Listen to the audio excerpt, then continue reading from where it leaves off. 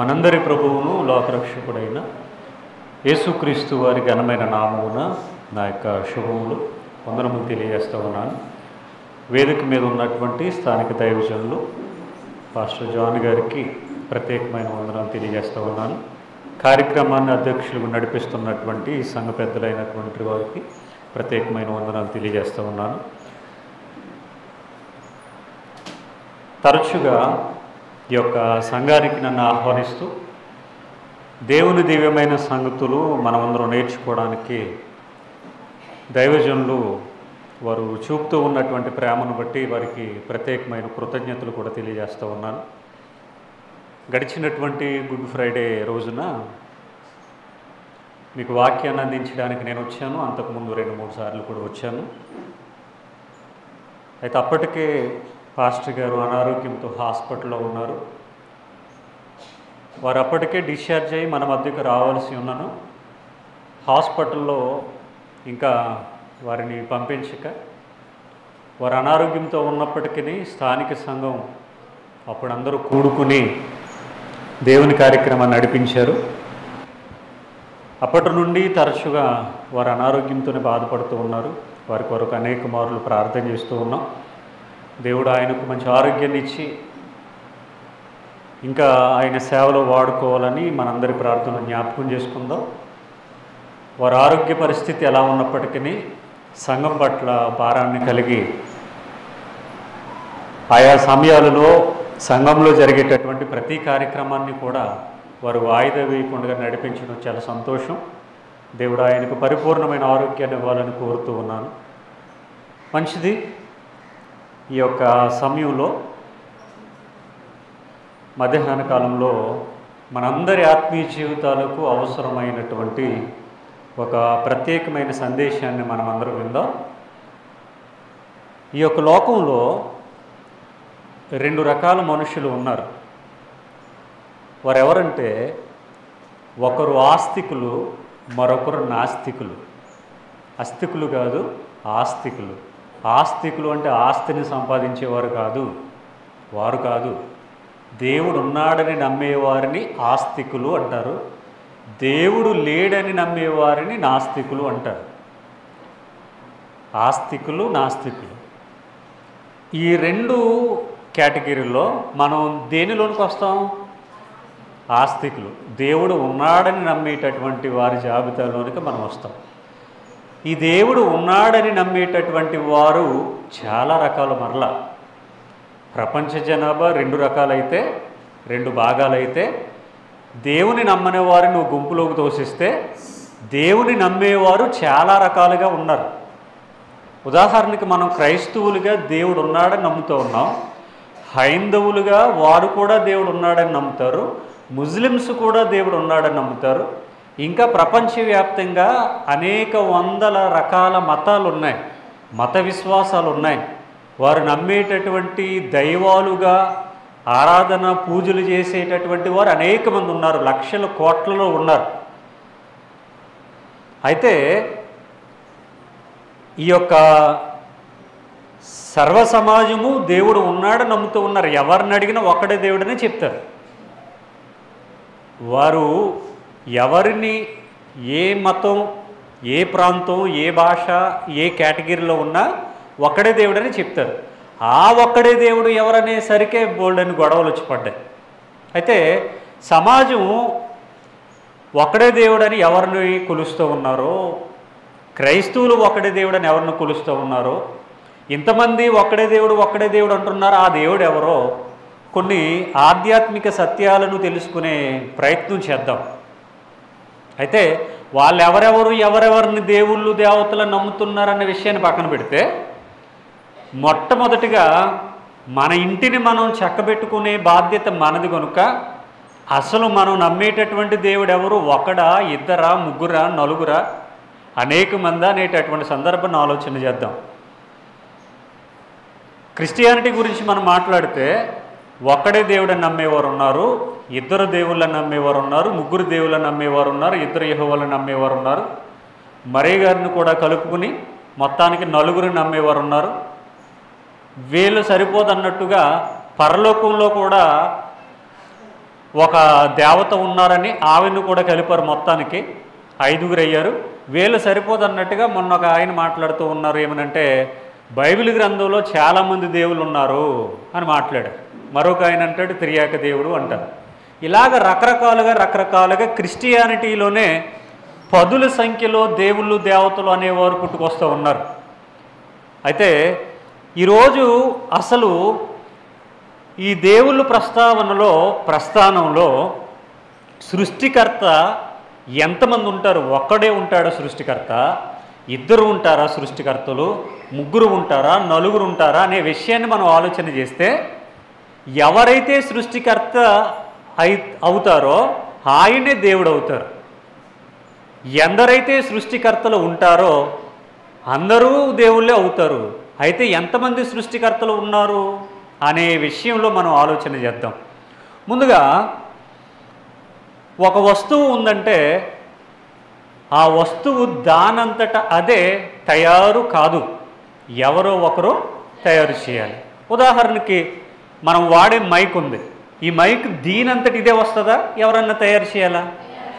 ఖచ్చితంగా తయారు చేయాలి.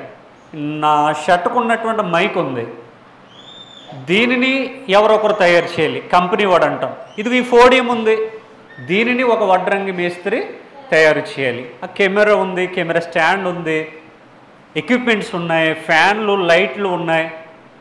ఇలాగ ప్రతి వస్తువు కూడా ఎవరొకరు, ఏదో ఒక కంపెనీ, ఏదో ఒక మనిషి ఎవరొకరు తయారు చేయాలి. ఎవరు తయారు చేయకపోతే ఆ వస్తువు అనేది ఈ లోకంలో ఉండడానికి అవకాశం లేదు కదా. ఇప్పుడు మనం భూమి మీద పుట్టాం, చిన్నవారు ఉన్నారు, పెద్దవాళ్ళు ఉన్నారు, యవనస్తులు ఉన్నారు, వృద్ధులు ఉన్నారు.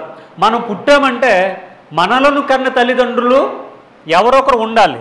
అంటే ఒకవేళ వారు బ్రతికి లేకపోయినా సౌండ్ ఏమైంది అంటే మనల్ని కన్నటువంటి తల్లిదండ్రులు ఒకవేళ బ్రతికి లేకపోయినా ఏదో ఒక రోజున మనల్ని కన్నారు. వారు సమయం అయిన తర్వాత వారు ఈ లోకాన్ని విడిచిపెట్టి వెళ్ళిపోయారు. మొత్తం మీద ఎవరొకరు మనల్ని కన్నారు, ఒక తల్లి ఒక తండ్రి, వాళ్ళ ద్వారానే మనం ఈ లోకానికి వచ్చాం. ఎవరూ లేకుండా మనిషి పుట్టుక అనేది జరుగుతుందా? తల్లిదండ్రి లేకుండా మనిషి పుట్టుక జరుగుతుందా? జరగదు. అయితే ఈ భూమి మీద ఉన్నటువంటి ప్రతి వస్తువును ఎవరొకరు కలుగు చేశారు, లేదా నిర్మించారు, కనిపెట్టారు, తయారు చేశారు. అలాగే ఈ సృష్టిని కూడా ఎవరో ఒక దేవుడు తయారు చేశాడు. ఎవరో ఒకరు, ఆయన పేరేంటనేది తర్వాత చూద్దాం. మొత్తానికి ఎవరో ఒకరు ఈ సృష్టి వెనకాల, ఈ విశ్వం వెనకాల తయారు చేసినటువంటి ఆయన ఉన్నాడు. శాస్త్రవేత్తలు అలాగ దేవుడు ఉన్నాడని చెబితే వాళ్ళకు ఈగో హర్ట్ అవుతుంది. కాబట్టి వాళ్ళు ఏమంటారంటే ఈ సృష్టిని నడిపే మహాశక్తి ఉన్నది అంటారు. మహాశక్తి సిమెంట్ కాదు, మహాశక్తి అంటే సిమెంట్ కాదు. మహాశక్తి ఏదో ఉంది, కంటికి కనబడని ఏదో అదృశ్య శక్తి ఉంది. దేవుడు అనరు. దేవుడు అంటే ఈగోలు హర్ట్ అవుతాయి. శాస్త్రవేత్తలు కదా, దేవుడు ఉన్నాడు, దేవుడు కలుగు చేశాడని చెప్పడానికి ఈగోలు హర్ట్ అయ్యి ఏం చెప్తారంటే కంటికి కనబడని అదృశ్య మహాశక్తి ఉంది అని చెప్తున్నారు. నాస్తికులైతే ఏమీ లేదని చెప్తారు. అయితే చదువుకునేటటువంటి ఎడ్యుకేషన్ టెక్స్ట్ పుస్తకాలలో ఏమని రాశారు అంటే బిగ్ బ్యాంగ్ థియరీ గురించి రాశారు. బిగ్ బ్యాంగ్ థియరీ అంటే బిగ్ బ్యాంగ్ థియరీ ఏం సెలవిస్తుంది? ఆ శాస్త్రవేత్తలు ఏం చెప్పారంటే ఈ సృష్టి అనేది ఏర్పడడానికి మహావిస్ఫోటనం జరిగింది, అనగా పెద్ద ప్రేలుడు సంభవించింది. చాలా శబ్దం అనేది ఆ యొక్క సౌండ్ అనేది రావటం వలన, ప్రేలుడు సంభవించడం వలన ఈ సృష్టి అంతా ఏర్పడింది అంటున్నారు. వాళ్ళు చెప్పే పాఠాలు బాగున్నాయి. ఎక్కడన్నా ఏదన్నా పేలితే ఉన్న వస్తువులు నాశనం అవుతాయా, కొత్త వస్తువులు ఏర్పడతాయా? జనరల్గా ఆలోచన చేద్దాం. ఓఎన్జీసీ వాళ్ళు బాంబులు పెట్టి బ్లాస్ట్ చేస్తారు, బాంబ్ బ్లాస్ట్ చేస్తారు. కొత్త వస్తువులు ఏమన్నా ఏర్పడతాయా? అది పేలిన తర్వాత ఏమన్నా ఏర్పడతాయా? ఏర్పడవు. కొన్ని బిల్డింగ్స్ వాటిని పడగొట్టడానికి కూడా బ్లాస్ట్ చేస్తూ ఉంటారు. అప్పుడు ఏమైనా కొత్తవి ఏర్పడతాయా? లేదు. మహావిస్ఫోటనం అనేది జరిగితే, గ్రహశకలాలు భూమిని ఢీకొంటే, ఒక గ్రహం మరొక గ్రహం ఢీకొంటే విస్ఫోటనం జరుగుతుంది, నాశనం జరుగుతుంది తప్ప కొత్త వస్తువులు ఏర్పడవు. ఉదాహరణకి దీపావళికి పిల్లలు బాంబులు టపాసులు వేస్తారు, మనందరికీ తెలిసిందే. అప్పుడు కొన్ని ప్రమాదాలు జరుగుతూ ఉంటాయి. అవి అమ్మే షాపుల్లో కానీ, తెచ్చుకుని ఇంట్లో పెట్టుకున్నప్పుడు కానీ, అవి వెలిగించేటప్పుడు కానీ. అలాగా ఆ ప్రమాదంలో పెద్ద ప్రేలుడు జరుగుతుంది. నష్టం జరుగుతుందా, లాభం జరుగుతుందా? ఎంత నష్టం? నాతో పాటు చదువుకున్న ఒక అబ్బాయి ఉన్నాడు. 5వ తరగతిలో చేతిలో బాంబు పేలిపోయింది, వేళ్ళు కట్ అయిపోయాయి. ఇప్పటికే ఆ అబ్బాయికి వేలు లేవు. పిల్లోడు తెలియదు. అవి ఇంట్లో ఉంటే వాటితో ఏదో చేస్తూ ఉన్నారు మొత్తానికి 4-5 కలిసి. అది ఫైర్ అయిపోయింది, పేలిపోయింది, చేతులు పేలిపోయింది. చేతులు పేలిపోతే వేళ్ళు ఎగిరిపోయాయి, లేవు. ఇప్పటికీ వేలు, చేతికి వేలు లేవు. లాస్ట్ ఇయరే మా ఊర్లో ఒక అబ్బాయి పనికి వెళ్ళి పని నుంచి ఇంటికి వచ్చి స్నానం చేసి బయట ఒళ్ళు తుడుచుకుంటున్నాడు అరుగు మీద. అంతకుముందు ఒక అరగంట క్రితం పిల్లలు ఒక బాంబు అమ్ముతారుగా, ఆ బాంబు వెలిగించి దూరంగా విసిరేశారు. అది పేలడం లేదు, చూసి చూసి చూసి అది పేలడం లేదని వెళ్ళిపోయారు. అది అరగంట తర్వాత నెమ్మదిగా అంటుకుని ఈ అబ్బాయి పని నుంచి వచ్చి స్నానం చేసి బయట ఒళ్ళు తుడుచుకునేటటువంటి సమయం అతనికి తెలియదు. అక్కడ పిల్లలు అంతకుముందు బాంబులు వెలిగించారు, అక్కడ పడేశారు, ఒకటి పేలలేదు, వాళ్ళు ఇంటికి వెళ్ళిపోయారన్న సంగతి తెలియదు. అది సడన్గా అక్కడ ఎక్కడో పేలి అది వచ్చి ఆ అబ్బాయి కంట్లో దూరిపోయింది. అంటే విస్ఫోటనం అంటే ఏంటో చెప్తున్నాను. ఇంతకీ ఆ అబ్బాయికి తెలియదు అక్కడ వాళ్ళు పడేశారని. ఏంటి పేలింది అని ఇలా తిరిగేసరికి వచ్చి కంట్లో దూరిపోయింది. ఆ అబ్బాయి కన్ను పోయింది. అసలు అబ్బాయికి అక్కడ జరిగిందానికి అసలు సంబంధమే లేదు, పొద్దునుంచి పని చేసుకున్నాడు అబ్బాయి. అంటే విస్ఫోటనం అనేది జరిగితే, పెద్ద ప్రేలుడు అనేది జరిగితే కొత్త వస్తువులు ఏవి ఏర్పడదు. భూమి, సూర్యుడు, చంద్రుడు, నక్షత్రాలు ఇవేమి ఏర్పడవు. ఒకవేళ అలాంటివి జరిగితే చంద్రుడు భూమికి దగ్గరగా వస్తుంటే శాస్త్రవేత్తలు ఏమని హెచ్చరిస్తారు? ఏదో ప్రమాదం జరుగుతుంది, చంద్రుడు భూమికి దగ్గరగా వచ్చేస్తున్నాడు, సూర్యుడు భూమికి దగ్గరగా వస్తూ ఉన్నాడు, ఫలానా గ్రహం భూమికి దగ్గరగా వస్తూ ఉంది, ఫలానా గ్రహశకలం భూమికి ఢీకొట్టడానికి వస్తూ ఉంది, ఏదో ప్రమాదం జరుగుతుంది. ఆపగలరా? ఆపలేరు. అదేంటి? ఇంతకుముందు శాస్త్రవేత్తలేమో మరి ఈ విస్ఫోటనం జరిగితే సృష్టి ఏర్పడిందని చెప్పారు. ఇప్పుడు శాస్త్రవేత్తలేమో ఈ విస్ఫోటనం జరిగితే జనాలు చనిపోతారు, ప్రాంతాలు నాశనం అయిపోతాయని చెప్తూ ఉన్నారు. అంటే విస్ఫోటనం వలన ఇవి జరగవు, విస్ఫోటనం వలన సృష్టి అనేది ఏర్పడదు. ఇది ఒక సిద్ధాంతం అయితే, ఏర్పడుతుందని వాళ్ళు చెప్పారు. ఇది ఒక సిద్ధాంతం అయితే, పరిణామక్రమ సిద్ధాంతం ఒకటి ఉంది. ఈ జీవ పరిణామక్రమ సిద్ధాంతం అంటారు, సైన్స్లో ఉంటుంది ఇది. అందులో కూడా శాస్త్రవేత్తలు ఏం చెప్పారంటే, ఒక థియరీని ప్రతిపాదించి ఏకకణ జీవి, బహుకణ జీవి, ఇంతకుముందు తోకున్నటువంటి జంతువులు, తర్వాత తోకలేని జంతువులు, 4 కాళ్ళతో నడిచేవి, తర్వాత 2 కాళ్ళతో నడవడం, మిగిలిన 2 కాళ్ళేమో చేతుల్లాగా మారిపోవడం, కొంతకాలానికి తోక లేకుండా ఉండటం, ఆ తర్వాత చింపాంజీలు రావడం, అందులో నుంచి కోతులు రావడం, అందులో నుండి మనిషి రావడం. డార్విన్ సిద్ధాంతం తెలుసు. పిల్లలు డార్విన్ సిద్ధాంతాన్ని రాస్తేనే పాస్ అవుతారు. లేదండి మనిషి కోతు నుండి రాలేదని రాశాడు అనుకోండి, ఫెయిల్ అయిపోతాడు. అంటే వాళ్ళు తప్పు చెప్పినా ఒప్పు చెప్పునా దానిని పిల్లలు ప్రజెంటేషన్ రాయాలి అక్కడ. ఈ మధ్య పాఠాలు తొలగించండి, అది కరెక్ట్ కాదని కొంతమంది శాస్త్రవేత్తలు చెప్తూ ఉన్నారు. ఏమండి, పాఠాలు చదువుకున్నప్పుడు మనిషి కోతు నుండి వచ్చాడంటే ఆనందపడతాడు. కానీ ఇంట్లో ఉన్నటువంటి మన వాళ్ళు ఎవరన్నా ఏంట్రా కోతేసేలేస్తున్నావంటే కోపపడతాడు. ఎరా గాడిద అంటే కోపం వస్తుంది. రే ఎద్దులా పెరిగావు, దున్నలా ఉన్నావు, ఏ పని చేత కదా నీకంటే కోపం వస్తుంది. కానీ శాస్త్రవేత్తలు నువ్వు కోతు నుండి వచ్చేవరా అంటే సంతోషపడతాడు. చూడండి ఎలా ఉందో. అంటే ఈ లోకంలో ఎందరో రకరకాల థియరీలు, సిద్ధాంతాలు ప్రతిపాదిస్తూ ఉన్నారు. కొందరేమో దేవుడు లేడు, సృష్టి దానికదే వచ్చిందన్నారు. కొందరేమో విస్ఫోటనం వలన వచ్చిందన్నారు, కొందరేమో దేవుడు కలుగు చేశాడు అన్నారు. సరే, బయట వాళ్ళ మత గ్రంథాల విషయాన్ని పక్కన పెడితే అసలు సృష్టికర్తలు అనేవారు బైబిల్ గ్రంథంలో ఎంతమంది ఉన్నారో? ఒక్కడే ఉన్నాడా, ఇద్దరు ఉన్నారా, ముగ్గురు ఉన్నారా? మరి క్రైస్తవులకి ఈరోజు ఏ క్లారిటీ ఉంది?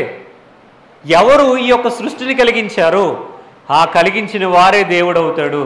ఆయననే నీవు నేను నమ్ముకోవాలి. రైట్? అంటే సృష్టికర్త ఉన్నాడా బైబిల్లో? సృష్టికర్తలు ఉన్నారా? ఒకంత మనం ఆలోచన చేద్దాం. ఆదికాండం 1వ అధ్యాయము 1వ వచనం అందరికీ తెలిసిందే. ఆదియందు దేవుడు భూమి ఆకాశములను సృజించెను. ఆదియందు దేవుడు భూమి ఆకాశములను సృజించాడట. అంటే మొత్తానికి బైబిల్ ఏం చెప్తుంది? ఈ సృష్టిని ఎవరు చేశారని చెప్తుంది బైబిల్? దేవుడు కలుగు చేశాడు. ఏ దేవుడు? ఏ దేవుడో తర్వాత చూద్దాం. అందుకనే సృష్టికర్త, సృష్టికర్తల ఇద్దరు ముగ్గురు లేదా అంతకు మించిన ఎక్కువ మంది దేవుళ్ళు ఉన్నారా, ఒక్కడే దేవుడు ఉన్నాడా అనేది మనం ఆలోచన చేస్తూ అసలు సృష్టికర్తను ఎరగడానికి బైబిల్ ఇస్తున్నటువంటి సమాధానం ఏంటి అనేటటువంటి అంశాన్ని మనం వినబోతున్నాం ఇప్పుడు. ఆదియందు దేవుడు భూమి ఆకాశములను సృజించాడట. మొత్తానికి ఏ దేవుడు సృజించాడు? 2వ అధ్యాయము 7వ వచనం. 2వ అధ్యాయము 7వ వచనం. దేవుడైన యెహోవా నేలమంటితో నరుని నిర్మించి వాని నాసికారంధ్రములలో జీవవాయువును ఊదగా నరుడు జీవాత్మాయను. అంటే ఆదియందు దేవుడు భూమి ఆకాశములను సృజించినని మనం చదువుకున్నాం. ఆ దేవుడి పేరు అక్కడ రాశారా? 1వ అధ్యాయంలో దేవుడి పేరు లేదు.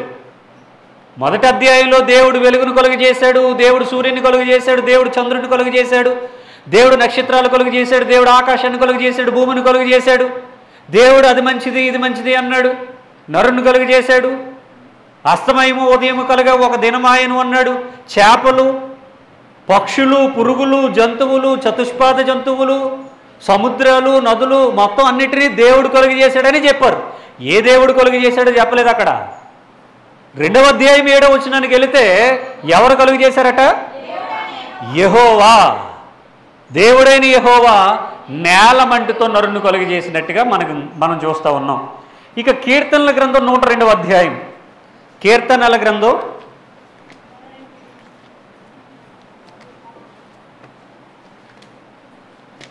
102వ అధ్యాయం 25వ వచనాన్ని చదువుదాం. ఆదియందు నీవు భూమికి పునాది వేసితివి, ఆకాశములు కూడా నీ చేతి పనులే. ఇదే వాక్యాన్ని మనం ఆదికాండం 1వ అధ్యాయం 1వ వచనంలో చదువుకున్నాం కదా. సేమ్ అదే. ఆదియందు దేవుడు భూమి ఆకాశం సృజించినన్న వాక్యాన్ని ఇలా రాశారు. ఎలాగా? ఆదియందు నీవు భూమికి పునాది వేసితివి, ఆకాశములు కూడా నీ చేతి పనులే. ఎవరి చేతి పనులు? దేవుని చేతి పనులు. ఏ దేవుని చేతి పనులు? యెహోవా దేవుని చేతి పనులు. పాత నిబంధన అంటే ఇంక ఫిక్స్ యెహోవా. రైట్. మీకు వాక్యాన్ని, మీకు ఒక మాటను గుర్తు చేస్తాను.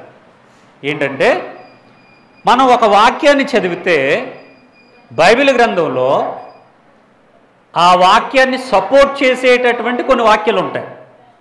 అదే వాక్యాన్ని వ్యతిరేకించేటటువంటి కొన్ని వాక్యాలు ఉంటాయి. మీకు అసలు వాక్యం అర్థం కావాలి అంటే ఈ వాక్యానికి ఆ వాక్యానికి మధ్య మీరు గొడవ పెట్టాలి. ఇదేంటంటే వాక్యానికి గొడవ పెట్టడం ఏంటి? ఎన్ని సపోర్ట్ చేస్తున్నాయో ఎన్ని వ్యతిరేకిస్తున్నాయో మొత్తం అన్నీ కూడా బైబిల్లో నుండి బయటికి తీయాలి. 66 పుస్తకాలు, ఆదికాండం నుంచి ప్రకటన గ్రంథం వరకు, మలాకీ గ్రంథం వరకు 39, మత్తయి నుండి ప్రకటన వరకు 27, మొత్తం 66 పుస్తకాలలో ఒక విషయాన్ని విభేదించే వచనాలు, ఏకీభవించే వచనాలు సెపరేట్ చేసి ఈ వచనాలకి ఆ వచనాలకి మధ్యలో గట్టిగా గొడవ పెడితే సత్యం ఏంటో బయటకు వస్తుంది. ఈరోజు మనం చేసే పని అదే. దేవుడైన యెహోవా కలుగు చేసేటట్టు వీటినన్నిటినీ దేవుడైన యెహోవా. అదే మనం చదువుతూ ఉన్నాం. యెషయా గ్రంథం 54:5. ఎవరైనా రాసుకుంటున్నారా? చదువుదాం. ఎవరైనా రాసుకుంటున్నారా వచనాలు? రాసుకోండి, చాలా ఇంపార్టెంట్. మీరు ఎప్పుడు వినుండ్రు. ఒకవేళ మీ అందరికీ ఇలాంటి ఆండ్రాయిడ్ మొబైల్స్ ఉంటాయి కదా, అందులో నా ఛానల్ ఉంటుంది. నేను మన పాస్టర్ గారికి వాక్యం పంపిస్తూ ఉంటాను. ఒకసారి ఆయన అడిగి మీరు నా ఛానల్ సబ్స్క్రైబ్ చేసుకుంటే కనుక ఇలాంటి వాక్యాలు ఎన్నో మీకు అందులో కనబడతాయి. అవకాశం ఉన్నప్పుడు చూడండి. 54వ అధ్యాయము 5వ వచనం. నిన్ను సృష్టించిన వాడు నీకు భర్త అయి ఉన్నాడు. ఆయన పేరేటట? సైన్యములకు అధిపతియగు యెహోవా అని ఆయనకు పేరు. మరలా చదువుదాం. నిన్ను సృష్టించిన వాడు. ఆదామును ఎవరు సృష్టించారు చెప్పాలి? మర్చిపోయారండి? యెహోవా కదా. అంటే యెహోవా ఇప్పుడు ఆదాముకి ఏమవుతారు?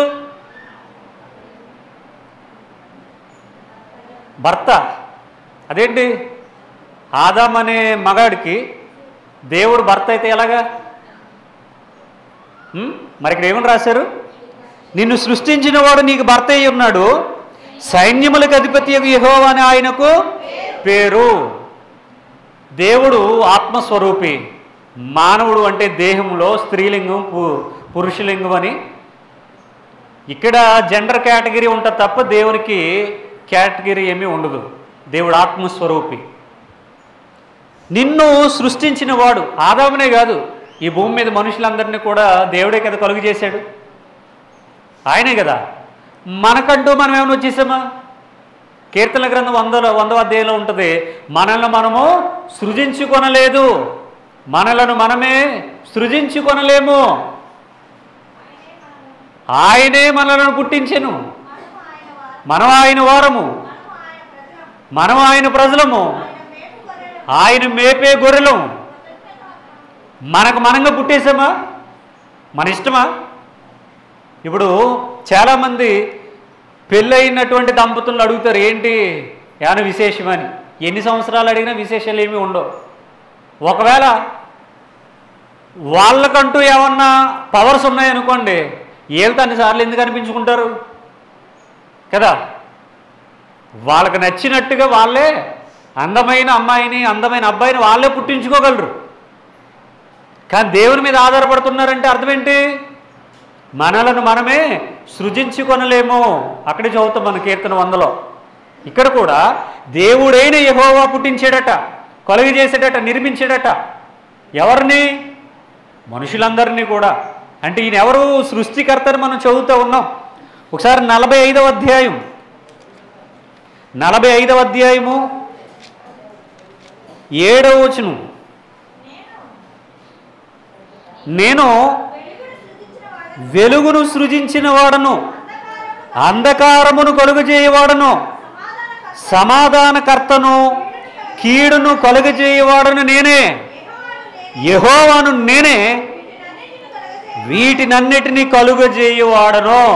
అంటే యెహోవా అంటే ఎవరని మనం అర్థం చేసుకోవాలి? సృష్టికర్త. పాట కూడా పాడతారు కదా కదా.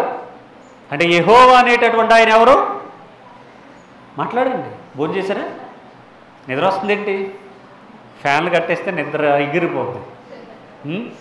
నిద్రపోయే సబ్జెక్ట్ కాదు ఇది, నిద్ర పట్టనివ్వని సబ్జెక్టు. ఒకసారి ఈ సబ్జెక్ట్ కనుక ఆలోచిస్తే నిద్ర రాదిక. ఇప్పటి వరకు కొన్ని వాక్యాలు మీకు చూపించాను, కొన్ని రెఫరెన్స్లు. ఈ రెఫరెన్స్ల ప్రకారంగా ఎవరు సృష్టికర్త అని మనకు అర్థమవుతూ ఉంది? యెహోవా.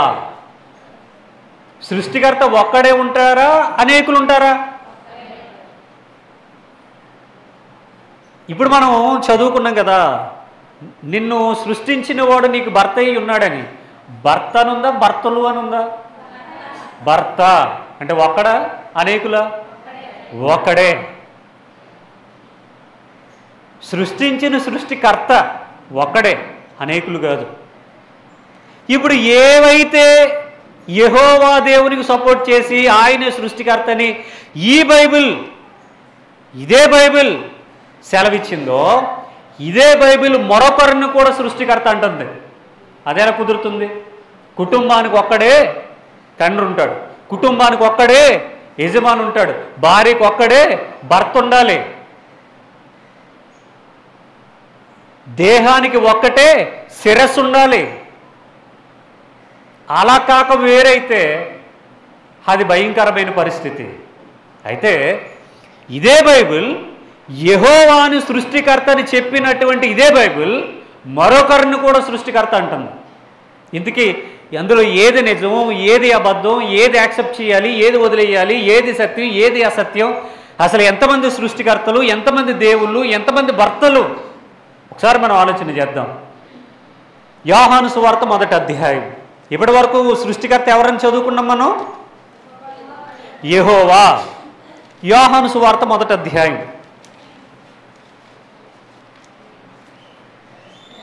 2వ వచనం. ఆయన ఆదియందు దేవుని యొద్ద ఉండెను, సమస్తమును ఆయన మూలముగా కలిగెను, కలిగి ఉన్నది ఏదియు ఆయన లేకుండా కలుగలేదు. సమస్తమును ఆయన మూలముగా కలిగెను, సమస్తమును ఆయన మూలముగా కలిగెను, కలిగి ఉన్నది ఏదియు ఆయన లేకుండా కలుగలేదు, కలిగి ఉన్నది ఏదియు ఆయన లేకుండా కలుగలేదు. ఎవరాయన? ఎవరాయన? మాట్లాడండి, చెప్పరా. ఇప్పటి వరకు ఎవరి గురించి ఆలోచించమను? యెహోవా సృష్టికర్త ఒక్కడే, ఆయనే దేవుడు, ఆయనే సృష్టికర్త, ఆయన ఒక్కడే తండ్రి, ఆయన ఒకడే భర్త, ఆయన ఒకడే యజమానుడు. ఇప్పుడు కలిగి ఉన్నది ఏది ఆయన లేకుండా కలుగలేదు. తర్వాత సమస్తము ఆయన మూలముగా కలిగెను. ఎవరైనా? ఎవరైనా? ఇక్కడ కూడా యెహోవా నుండి గొడవలేదు. మరి ఇందాకే చెప్పాను, ఒక వాక్యానికి సపోర్ట్ చేసే వెర్సెస్ వాక్యాలు ఉంటాయి, అదే వాక్యాన్ని విభేదించే వాక్యాలు ఉంటాయి. మొత్తానికి ఆ వాక్యాలకి ఈ వాక్యాలకి గొడవ పెడితే తప్ప రిజల్ట్ అనేది రాదు. సమస్తము ఆయన మూలముగా కలిగాను, ఆయన మూలముగా కలిగాను. ఏంటి సమస్తం? ఇందులో ఇది ఇది ఆయన మూలంగా కలగలేదని పక్కన పెట్టడానికి ఏం లేదు. ఈ భూమి మీద వస్తువులు ఒకే కంపెనీ వాళ్ళు తయారు చేస్తారు, అన్ని వస్తువులను. ఏమండి, ఆ రికార్డ్ చేసే కెమెరా సోనీ కంపెనీ, ఈ మైక్ ఆస్ట్రేలియా వాడిది, రోడ్ అంటారు దీన్ని, అది సోనీ అంటారు. వేరు వేరు కంపెనీలు, అదేమో జపాన్, ఇదేమో ఆస్ట్రేలియా. ఒకే కంపెనీ వాడు తయారు చేయలేదు. ఈ కుర్చీలు ఇక్కడవే, ఈ బల్బులు ఫ్యాన్లు ఇక్కడవే. అంటే ఒక్కొక్కటి ఒక్కొక్క వస్తువును ఒక్కొక్క కంపెనీ వాళ్ళు తయారు చేశారు. ఒకే కంపెనీ ఈ లోకంలో ఉన్న అన్ని వస్తువుల్ని తయారు చేయలేదు. దేవుడు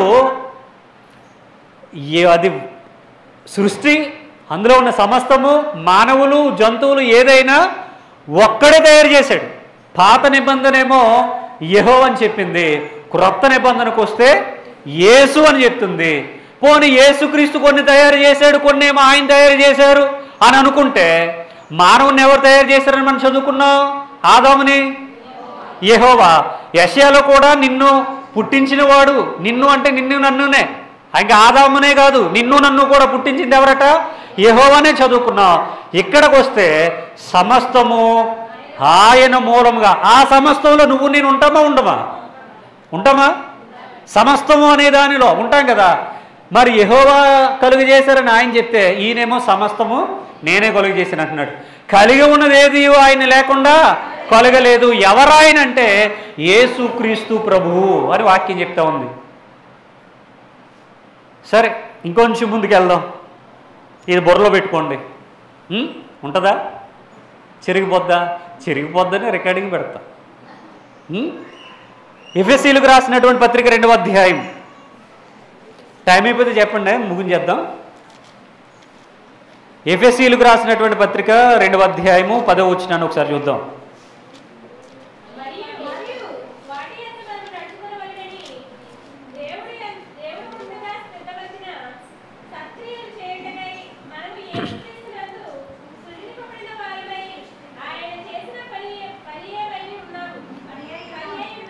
ఓకే ఓకే ఓకే. ఇంకెవరు చదవకూడదని చాలా కంగారుగా స్పీడ్గా తప్పులు కూడా చదువుకుంటూ వెళ్ళిపోతున్నారు. నేను ఓకే అన్నా ఇంకా ఆగట్లేదు ఇక. వెరీ గుడ్, బాగానే చదివారు. ఒకసారి ఆలోచిద్దాం. మరియు వాటి యందు మనము నడుచుకొనవలెనని. వేటి యందంటే ఈ 2వ అధ్యాయం అంతా చదవాలి. 2వ అధ్యాయం అంతా చెప్పడానికి సమయం ఉండదుగా, ఇంటికి వెళ్ళిన తర్వాత మీరు చదువుకోండి. మనం నడుచుకొనవలెనని దేవుడు ముందుగా సిద్ధపరిచిన సత్క్రియలు చేయుటకై. ఏంటో సత్క్రియలు ఉన్నాయట, అవన్నీ చేయాలట. చేయుటకై మనము క్రీస్తు యేసునందు సృష్టింపబడిన వారమై ఆయన చేసిన పని అయి ఉన్నాము. మనల్ని ఎవరు చేశారట? క్రీస్తు యేసునందు సృష్టింపబడిన వారమై ఆయన చేసిన పని. ఎవరు? యేసుక్రీస్తు వారు. ఆయన కలుగు చేశానని ఆయన చెప్తున్నాడు. అక్కడ పాత నిబంధనలోనేమో నేనే కలుగు చేశానన్నాడు యెహోవా సీరియస్గా. క్రొత్త నిబంధనలోనేమో నేనే కలుగు చేశానని ఈయనే సీరియస్గా చెప్తూ ఉన్నారు ఇక్కడ.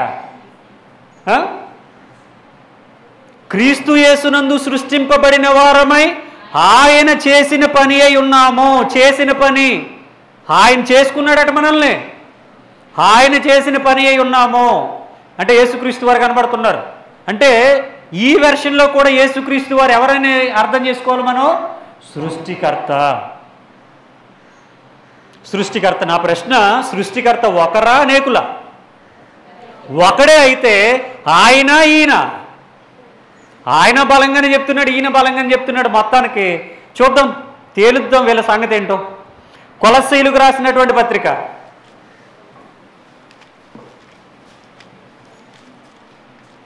కొలస్సీయులకు రాసినటువంటి పత్రిక 1వ అధ్యాయము 15, 16, 17 వచనాలు.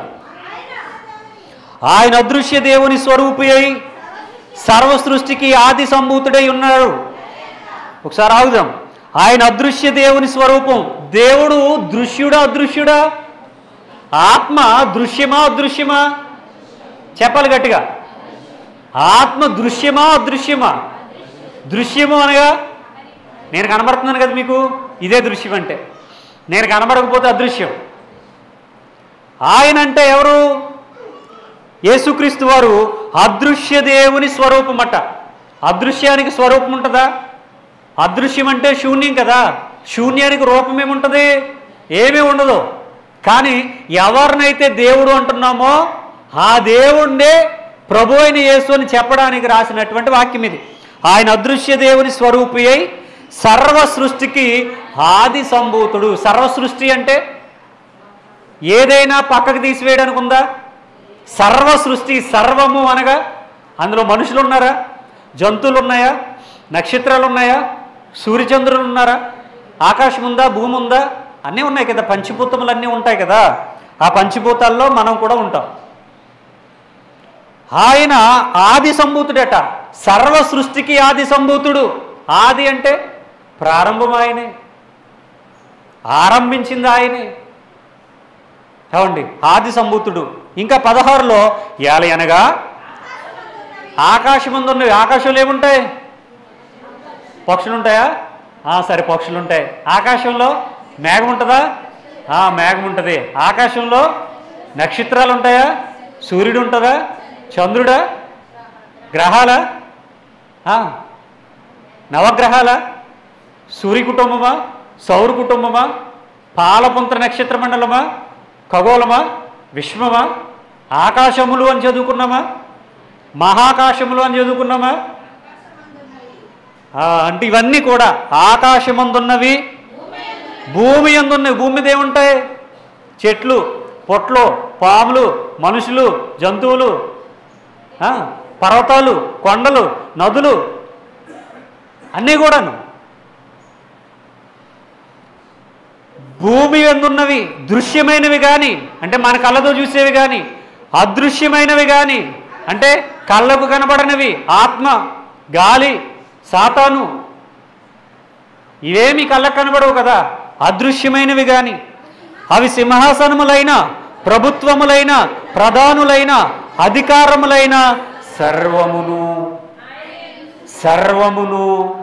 ఈ సర్వంలో లేనిదేముంటుంది? పలానాది లేదండి సర్వంలో అంటానికి ఏమైనా ఉంటుందా? లేదు. సర్వమును ఆయన యందు సృజింపబడినో సర్వమును ఆయన ద్వారాను ఆయనను బట్టి సృజింపబడెను. ఎవరాయన? ఆయన ఆయన ఆయన ఎవరాయన?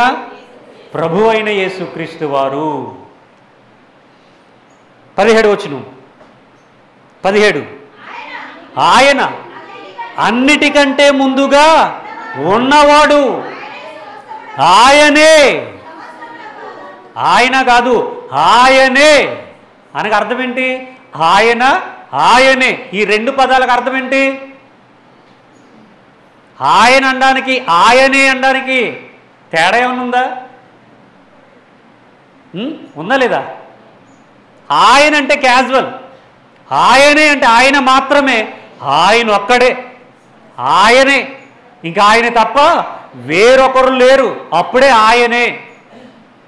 అదొక్కటే లేక ఇదొక్కటే అంటే సూర్యులు ఎంతమంది? ఒక్కడే. చంద్రులు ఒక్కడే. నక్షత్రాలు అనేకం.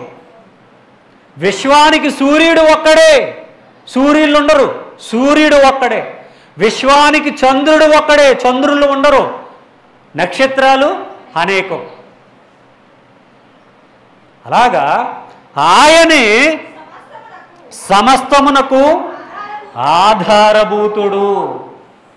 ఆధారభూతుడు అంటే యోహాను 1వ అధ్యాయం 2వ వచనం చదువుకున్నాం కదా. సమస్తము ఆయన మూలముగా కలిగెను, కలిగి ఉన్నదేది ఆయన లేకుండా కలగలేదు. ఆయనే సమస్తమునకును ఆధారభూతుడు. ఆయన అన్నిటికంటే ముందుగా ఉన్నవాడు. సర్వమును ఆయన ద్వారాను ఆయనను బట్టి సృజింపబడెను, సర్వమును ఆయన యందు సృజింపబడెను. మొత్తం చూడండి, ఇక్కడ ఎవరు కనబడుతున్నారు మనకి? ఎవరు చెప్పండి? యేసుక్రీస్తు వారు. ఎలాగ కనబడుతూ ఉన్నాడు? ఆయన సృష్టికర్తగా కనబడుతూ ఉన్నాడు. మరి పాత నిబంధనలు ఎవరున్నారు? యెహోవా ఉన్నారు, ఆయన సృష్టికర్తగా కనబడుతూ ఉన్నారు. క్రొత్త నిబంధనలు ఎవరున్నారు? యేసుక్రీస్తు వారు ఉన్నారు, ఈయన కూడా సృష్టికర్తగా కనబడుతున్నారు. నా ప్రశ్న మళ్ళీ అడుగుతున్నాను, సృష్టికర్త ఒకడా అనేకమా? మరి ఇప్పుడు ఎవరికి ఓటు వేయాలి? అయితే బైబిల్లో తప్పు ఏమైనా రాశారంటారా? లేకపోతే పాత నిబంధనలో ఉన్న వాళ్ళకి ఆయన, క్రొత్త నిబంధనలో ఉన్న వాళ్ళకి ఈయన, ఇలాగేమన్నా పనిచేసుకుందామా? సరే, ఇంకొక వాక్యాన్ని చూద్దాం. హెబ్రీయులకు రాసినటువంటి పత్రిక 11వ అధ్యాయము. హెబ్రీయులకు రాసినటువంటి పత్రిక 11వ అధ్యాయము 3వ వచనం. ప్రపంచములు దేవుని వాక్యము వలన నిర్మాణమైనవనియు, అందును బట్టి దృశ్యమైనది కనబడేడు పదార్థములచే నిర్మింపబడలేదనియు విశ్వాసము చేత గ్రహించుకొనుచున్నాము. ఇందులో ప్రపంచములు ఎలాగ నిర్మాణమైనవట? దేవుని వాక్యము వలన. ఎలాగట? దేవుని వాక్యము వలన నిర్మాణమైనవి. ప్రపంచములు దేవుని వాక్యము వలన నిర్మాణమైనవి. దేవుని వాక్యము వలన నిర్మాణమైనవి. దేవుని వాక్యము అనగానేమి? దేవుని వాక్యం అంటే ఏంటి? బైబిలా? బైబిలా? దేవుని వాక్యం అంటే ఏంటి? వినపట్లే, గట్టిగా చెప్పాలి, అసలు వినపడదు. దేవుని వాక్యం అంటే ఏంటి? Very simple question. బైబిల్ అంతా ఒక్కసారైనా చదివిన వాళ్ళు ఉన్నారా? ఒక్కసారి చేతండి. తల్లిగారు కనబడుతూ ఉన్నారు. ప్రకటన గ్రంథంలో దేవుని వాక్యం అను నామము ఆయనకు పెట్టబడి ఉన్నదే అని చదివారా? చదివితే చదువుతారు, మీరు చదవలేదు కాబట్టి చదవరు. అర్థమైందన్నమాట. మీరు బైబిల్ చదువుంటే ఆ వాక్యం చదువుంటారు, మీరు బైబిల్ చదవలేదు కనుక ఆ వాక్యం చదవలేదు. యేసుక్రీస్తు వారి పేరేంటో తెలుసా? దేవుని వాక్యము అను నామము ఆయనకు పెట్టబడి ఉన్నది.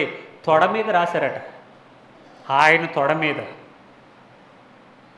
ఆది యందు వాక్యం ఉండెను, వాక్యము దేవుడై ఉండెను. ప్రపంచములు దేవుని వాక్యము వలన నిర్మాణమైనవి. దేవుని వాక్యం అంటే ఏంటి? యేసుక్రీస్తు వారు. యేసుక్రీస్తు వారి పేరే దేవుని వాక్యం.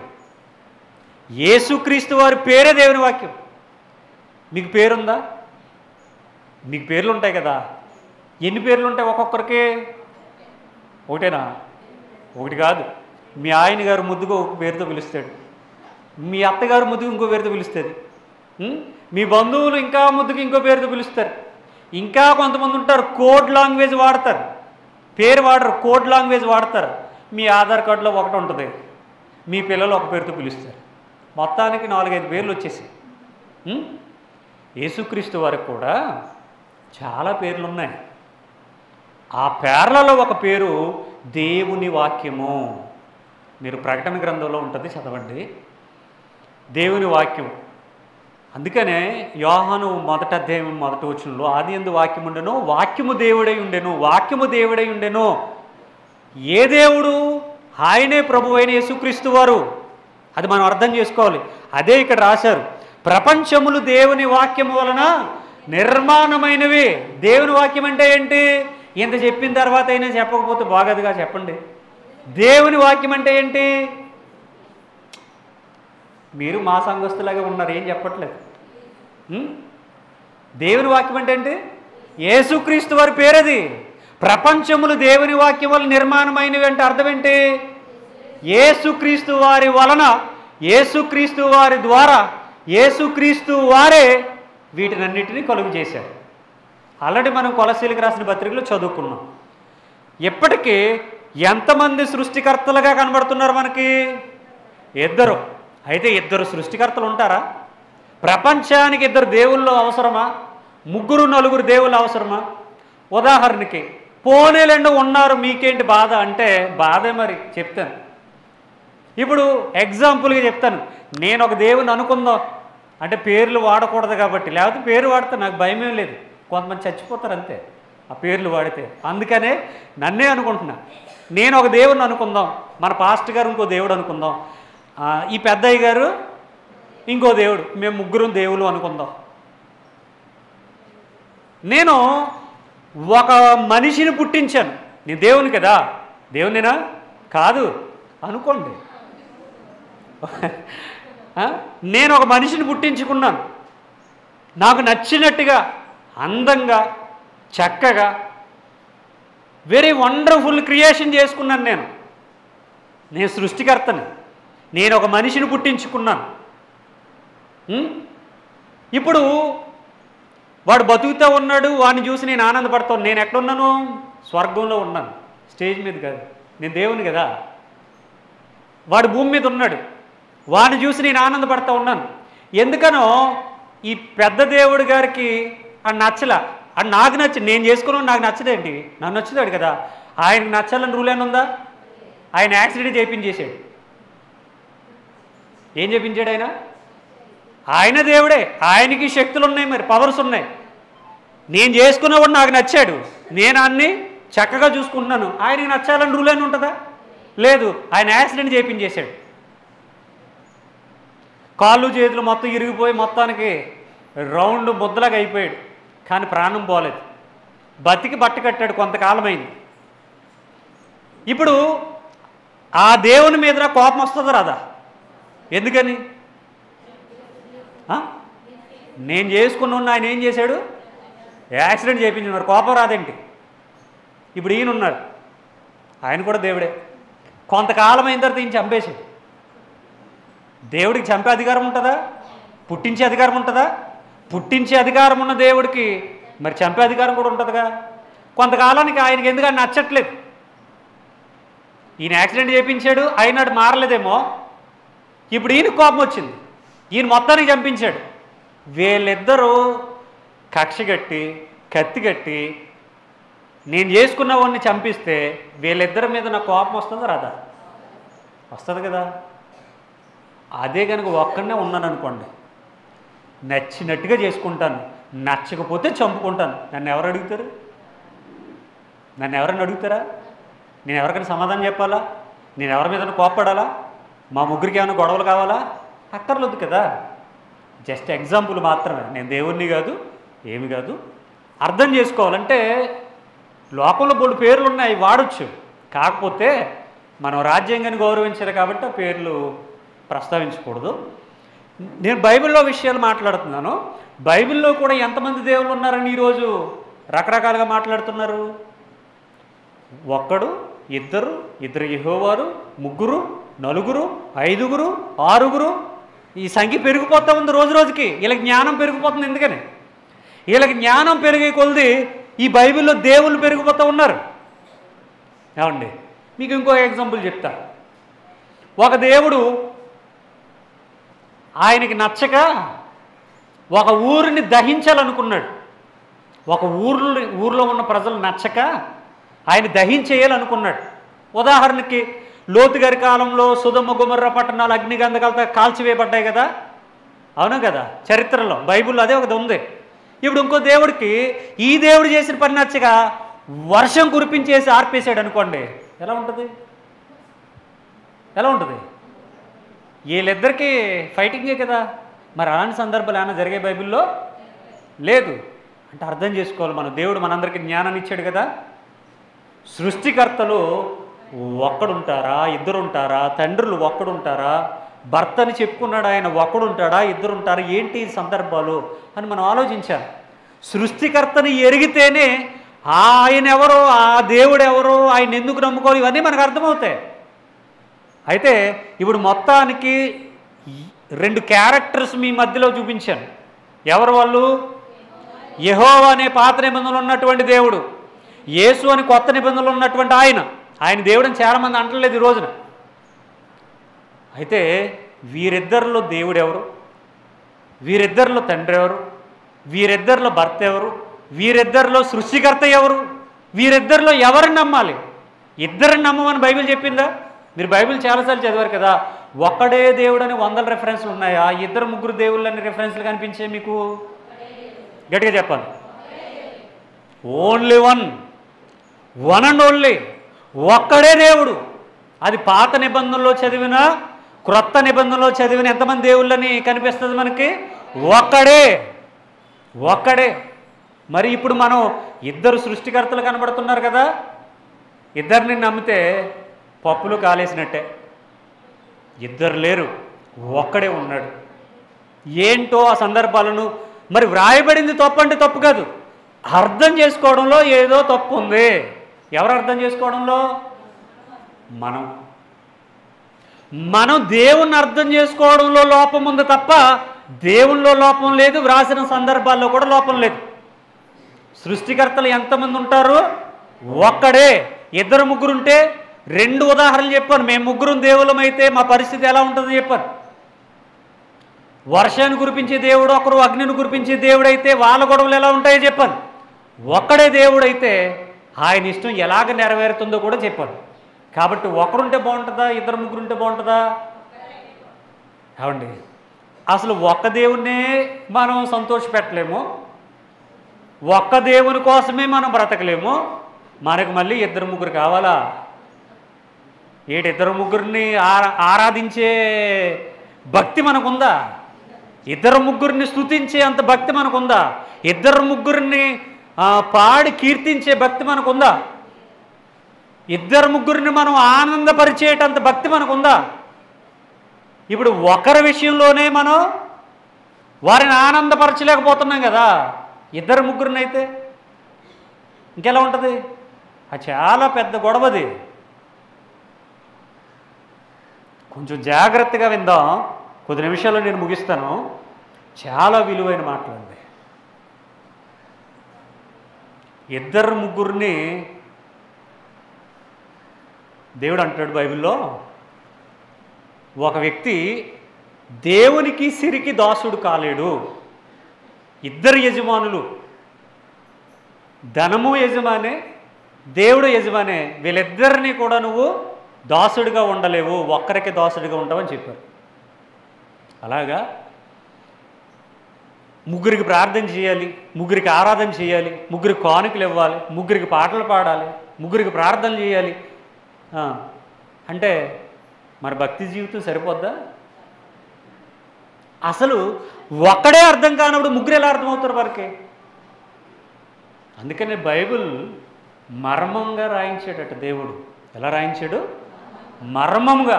ఇది అందరికి అర్థమైపోయే పుస్తకం కాదు, అందరికి అర్థమైపోదండి. ఒక యజ్ఞంలాగా బైబిల్ దగ్గర దీక్షలా కూర్చుంటే తప్ప అందులో ఉన్నటువంటి సత్యం మనకు బోధపడదు. మరి ఇద్దరు కూడా ఇక్కడ సృష్టికర్తలుగా కనబడుతున్నారు కదా అంటే ఇద్దరు సృష్టికర్తలు కాదు, ఒక్కడే సృష్టికర్త. చూద్దాం.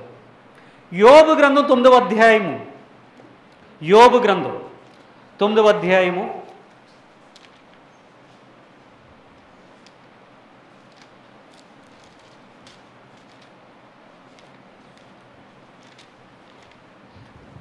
8వ వచనం. ఆయన ఒక్కడే ఆకాశములను విశాలపరచువాడు, సముద్ర తరంగముల మీద ఆయన నడుచుచున్నాడు. 9 కూడా చదవమన్నానా, 8 చెప్పానా? ఆయన ఒక్కడే ఆకాశ మండలమును విశాలపరచువాడు. ఎంతమంది అట?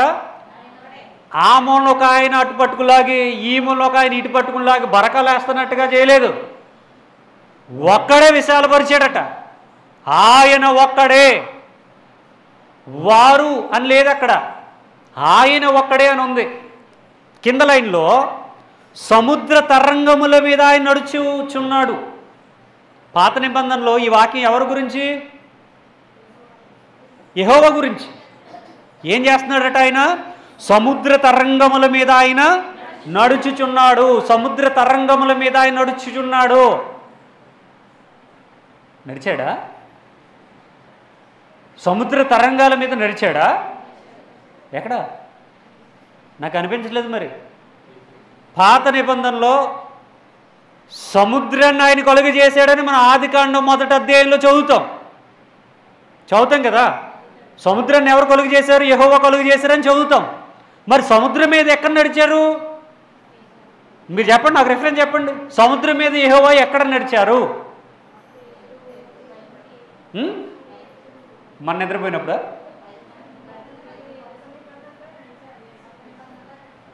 ఏమండి, సముద్ర తరంగాల మీద ఆయన నడుచుచున్నాడు అని చెప్పినప్పుడు ఎవరు నడాలి? ఆయనే నడాలి కదా. మరి ఎక్కడ నడిచారు? నడవలేదు అంటే మరి ఆ వాక్యం తప్పు అయిపోద్దిగా. నడవకపోతే తప్పే కదా. పోని ఈ మాట చెప్పి నా కుమారుడు నడుస్తాడు అన్నారు. పోని అలా కూడా అనలేదు. పోని సముద్రం నేనే కలుగ చేశాను, సముద్ర తరంగాల మీద నా కుమారుడు వచ్చి నడుస్తాడు అంటే బాగుంటుంది. ఎందుకని? ఆయన నడిచాడు కాబట్టి. సముద్ర తరంగాల మీద సముద్రాన్ని కలుగ చేసిన వాడే నడుస్తాడని ఇక్కడ వాక్యం ఉంది. అంటే ఎవరు నడాలి? ఈ రూల్ ప్రకారం ఎవరు నడాలి? యెహోవాయే నడాలి. మరి నడలేదేంటి? ఎవరు నడిచారు? ఆయన ఎందుకు నడిచారు? ఆయన నడిస్తే ఈయన నడిస్తే ఒకటైపోద్దా? ఒకటేనా? ఒకటి కాదు కదా. మరేంటిది? యోహాను సువార్త 6:19. యోహాను సువార్త 6వ అధ్యాయము 19వ వచనం చదవండి. వారు ఇంచుమించు 2 కోసుల దూరము దోణిని నడిపించిన తర్వాత యేసు సముద్రము మీద నడుచుచు తమ దోణిల దగ్గరకు వచ్చుట చూచి భయపడిపోయారట. దెయ్యం వస్తుంది అనుకున్నారట. యేసు వారు ఎక్కడ నడుస్తున్నారు? సముద్రం మీద. సముద్రం మీద అంటే తరంగాల మీదే కదా. తరంగాలంటే అలలు. ఎవరన్నా నడవగలరా? ఎవరూ నడవలేరు. పేతురు ట్రై చేశాడు కానీ మునిగిపోయాడు. పేతురు కంగారు ఎక్కువ. మనకలంటాడు పేతురు కూడా. నిజమే. పేతురు మనలంటాడండి. ప్రతి దానికి ముందు రియాక్ట్ అయిపోతాడు, తర్వాత చల్లారిపోతాడు. అందుకే కేఫా అని పేరు పెట్టాడు. ప్రతిదానికి తొందర ఎక్కువ. ఇక్కడ ప్రభువారు సముద్ర తరంగాల మీద నడిచారు. ఎవరు ఆయన అంటే యేసువారు. అదేంటి? ఆలోచన చేద్దాం. తండ్రి అని ఎవరిని అంటున్నారో, సృష్టికర్త యెహోవా అని ఎవరిని అంటున్నారో ఆయన చెప్పుకున్నాడు నేను నడుస్తానని. మరి ఆయనే నెరవేర్చాలి కదా. నా కుమారుని పంపిస్తాను, ఆయన వచ్చి నడుస్తాడని ఎక్కడైనా చెప్పాడు పాత నిబంధనలో? చెప్పలేదు, ఆయన నడవలేదు. మరి ఆ వాక్యం ఎలాగ నెరవేరాలి? ఇదిగో ఇక్కడ యేసువారు నడిచారు సముద్ర తరంగాల మీద. అరే యేసువారు నడిచారు, ఓకే, మరి యేసువారు నడిస్తే ఆయన నడిచినట్టు ఎలా అవుతుంది? ఎలా అవుతుందంటే, పాత నిబంధనలో ఉన్న దేవుడు ఆత్మస్వరూపి. ఆయనకి ఏం లేదు?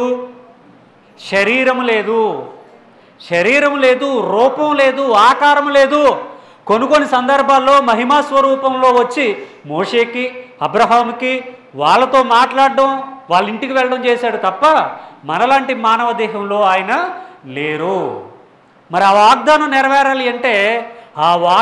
నెరవేరాలి అంటే శరీరంతోనే నడవాలి. గనుక ఈ లోకానికి ఒక మనుష్యుడిగా, మనుష్య రూపంలో, మనుష్యుని ఆకారంలో ఒక మానవుడిగా జన్మించి సముద్ర తరంగాల మీద నడిచి ఆ పాత నిబంధనలో ఏదైతే వాగ్దానం చేశానో ఆ వాగ్దానం చేసిన సృష్టికర్తను, సముద్రాన్ని కలగజేసినటువంటి సృష్టికర్తను నేనే, సముద్ర తరంగాల మీద నడుస్తానని చెప్పిన సృష్టికర్త నేనే, దానికి రుజువే నేను నడిచాను అని నడిచి చూపించాడు. అని చెప్పలేదు ఆయన. అక్కడ బుర్ర ఉంటే వాళ్ళకి అర్థమవుద్ది, బుర్ర లేకపోతే అర్థం కాదు. ఆయన అంత స్టేట్మెంట్ ఇవ్వలేదు. వీళ్ళకి అర్థం కావాలి, ఒక మనిషి ఎప్పుడూ కూడా సముద్రం మీద నడవలేడు, ఈయన నడుస్తూ ఉన్నాడు అంటే వీళ్ళకి వెంటనే యోబులో ఉన్నటువంటి వాక్యం గుర్తొచ్చి, అయితే దేవుడే, సాక్షాత్తు దేవుడే భూలోకానికి నరావతారిగా వచ్చాడు, శరీరాన్ని ధరించుకున్నాడు, మనతో ఉన్నాడు, మనతో మాట్లాడుతూ ఉన్నాడు, ఆనాడు చెప్పినటువంటి మాట ఈరోజు మన మధ్యలో నెరవేర్చుకున్నాడు. ఈయనే సృష్టికర్త, ఈయనను మనం నమ్మాలి అన్న సంగతే వాళ్ళు గుర్తించాలి. వాళ్ళకంత లేదు కాబట్టే చనిపోయి తిరిగి లేచాడురా మన ప్రభువు అని మిగిలిన శిష్యులు చెప్తా ఉంటే 11 మంది, 10 మంది 11వ వాడికి తోమాకు చెప్తా ఉంటే, నేను నమ్మను కదా, నేను చూడలేదు కదా, నేను లేనప్పుడు వస్తే నేను ఎలా నమ్ముతాను అన్నాడు. మనము అంతే కదా, అల్ప విశ్వాసులం కాబట్టే మనకు వాక్యం అర్థం కాలేదు, లేదా వారికి కూడా అర్థం కాలేదు. ఎప్పుడైతే సముద్ర తరంగాల మీద నడిచాడో వెంటనే వీళ్ళు ఏం చేయాలి తెలుసా? ప్రభువా నీవేనా, భూలోకానికి వచ్చావా అని ఆయన కాళ్ళ మీద అడిపోవాలి. కానీ వీళ్ళేం చేశారు? అనుమానించారు. దెయ్యం అన్నారు. దెయ్యాన్ని ఎవడన్నా చూశాడప్పుడు ఎప్పుడైనా?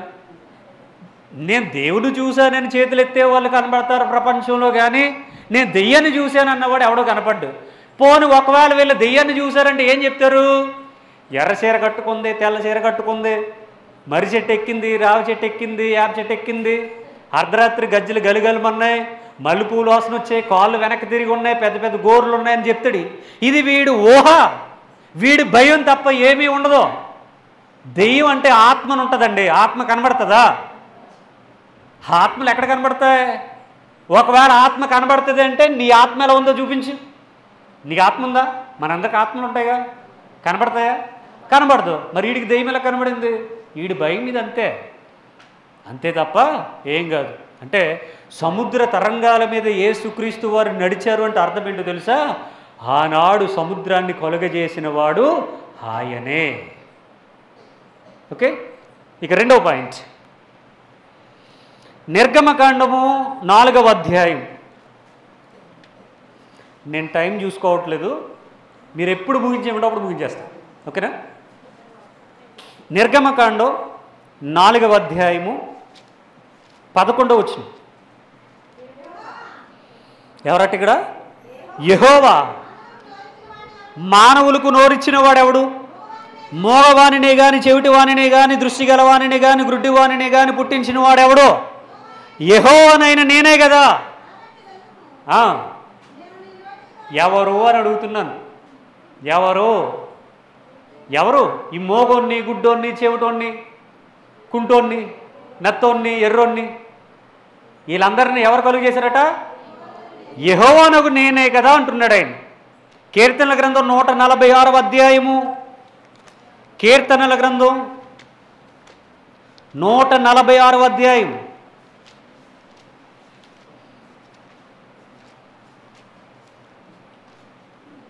8వ వచనం.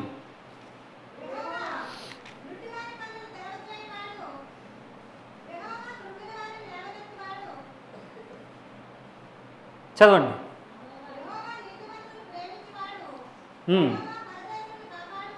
రైట్. ఇక్కడ ప్రతి సందర్భము చదువుతూ ఉన్నప్పుడు మనకు ఎవరు కనబడతా ఉన్నారు? యెహోవా. యెహోవా కనబడుతూ ఉన్నారు. గుడ్డివారి కన్నులు తెరవచేయువాడు, కృంగిన వారిని లేవనెత్తువాడు. సరే, ఒక క్వశ్చన్ అడుగుతాను. నిర్గమకాండలో ఏం చదువుకున్నాం మనం? ఈ గుడ్డోన్ని, కుంటోన్ని, మోగోన్ని వీళ్ళందరినీ ఎవరు కలుగు చేశారు? యెహోవా కలుగు చేశారు. ఇక్కడ ఏమని చెప్తా ఉన్నాడు ఆయన? గుడ్డివారి కన్నులు తెరిచేవాడు కూడా ఎవరట? యెహోవా. కుంటోలు కాలు ఇచ్చినోడు ఆయనే, మోగోడికి మాట ఇచ్చింది ఆయనే అని ఇంక మొత్తం అన్నీ అప్లై అవుతాయి. ఎప్పుడు, ఎక్కడ, ఎవరికి, ఎలా? యెహోవా గుడ్డివాడికి కన్నులు ఎప్పుడు పెట్టారు? మోగోడితో ఎప్పుడు మాట్లాడించాడు, పాటలు పాడించాడు? కుంటోడితో ఎప్పుడు గొంతులు వేయించాడు? చెవిటోడికి ఎప్పుడు చెవులు వినపడ్డాయి? యెహోవా ఎప్పుడు వచ్చారు, ఎప్పుడు చేశారు పాత నిబంధనలో? ఎప్పుడు, ఎక్కడ, ఎవరికి, ఎలా? No answer. మరి నేనే అంటున్నాడు ఆయన. సరే, 94వ కీర్తన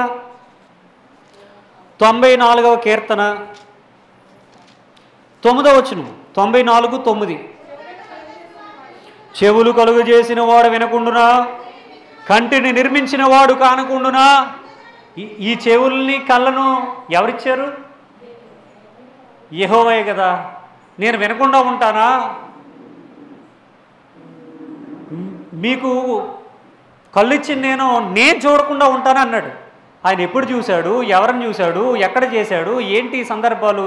ఎక్కడ జరిగి ఇవన్నీ? పాత నిబంధనలో ఏమి ఆయన గుడ్డోళ్ళకి కళ్ళు ఎట్టినట్టుగా, చెవిటోళ్ళు చెవులు విప్పినట్టుగా, మోగోళ్ళు ఏమి పాటలు పాడినట్టుగా ఏమీ మనకు కనబడదు. మరి ఎక్కడ జరిగాయి ఇవన్నీ? మత్తయి సువార్త 11వ అధ్యాయం. మత్తయి సువార్త.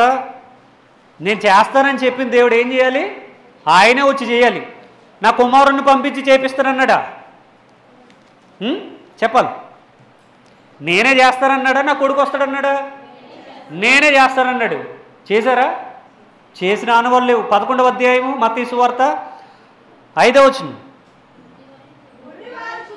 గుడ్డివారు చూపు పొందుచున్నారు, కుంటివారు నడుచున్నారు, కుష్టు రోగులు శుద్ధులగుచున్నారు, చెవిటివారు వినుచున్నారు, చనిపోయిన వారు లేపబడుచున్నారు. ఇవన్నీ జరుగుతున్నాయంటే అర్థం ఏంటి? వస్తానని చెప్పిన సృష్టికర్త వచ్చాడని, చేశాడని మనం అర్థం చేసుకోవాలి. వస్తాను, చేస్తానని చెప్పాడు కదా ఆయన.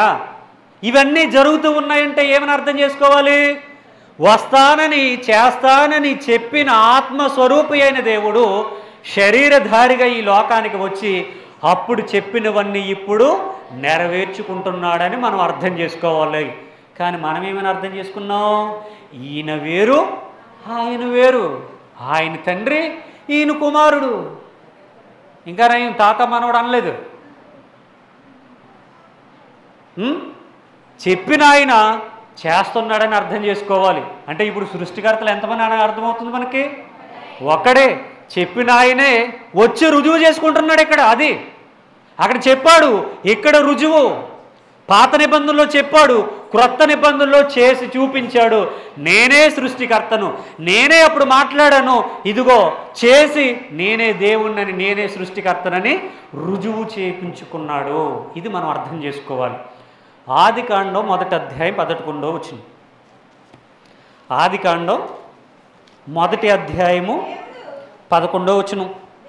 దేవుడు గడ్డిని, విత్తనములిచ్చు చెట్లను, భూమి మీద తమ తమ జాతి ప్రకారము తమలో విత్తనములు గల ఫలములిచ్చి వృక్ష ఫలములను భూమి మొలిపించుగాకని పలుకుగా ఆ ప్రకారమాయను. ఎవరు? యెహోవా. చెట్లను ఎవరు కలుగు చేశారు? యెహోవా కలుగు చేశారు. మత్తయి సువార్త 21వ అధ్యాయం.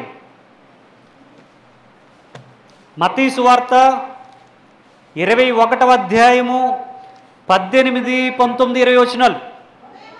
ఉదయమందు పట్టణమునకు మరలా వెళ్ళుచుండగా ఆయన ఆకలి కొరెను. ఎవరైనా? యేసుక్రీస్తు వారు. అప్పుడు త్రోవ పక్కన ఉన్న ఒక అంజూరపు చెట్టును చూచి దాని వద్దకు రాగా దాని యందు ఆకులు తప్ప మరేమీ కనబడలేదు గనుక దానిని చూచి, ఇక మీదట ఎన్నటికి నీవు కాపు కాయకుందువని చెప్పాను. తక్షణమే అంజూరపు చెట్టు ఎండిపోయెను. ఉదయాన్నే వెళ్తున్నారట, మరి టిఫిన్ తినలేదేమో, ఆకలేసిందట. ఎవరికి? యేసుక్రీస్తు వారికి. ఆకలేస్తే చెట్టు దగ్గరికి వెళ్ళారు. చెట్టు దగ్గర ఏం లేవు, చెట్టుకి ఏం లేవు, పళ్ళు లేవు. కాబట్టి ఇప్పుడు చెట్టుని ఏం చేశాడు ఆయన? శపించాడు. శపిస్తే ఏమైంది? ఎండిపోయింది. ఎండిపోయింది. చాలామంది అంటున్నారు ఇప్పుడు ఆయన దేవుడైతే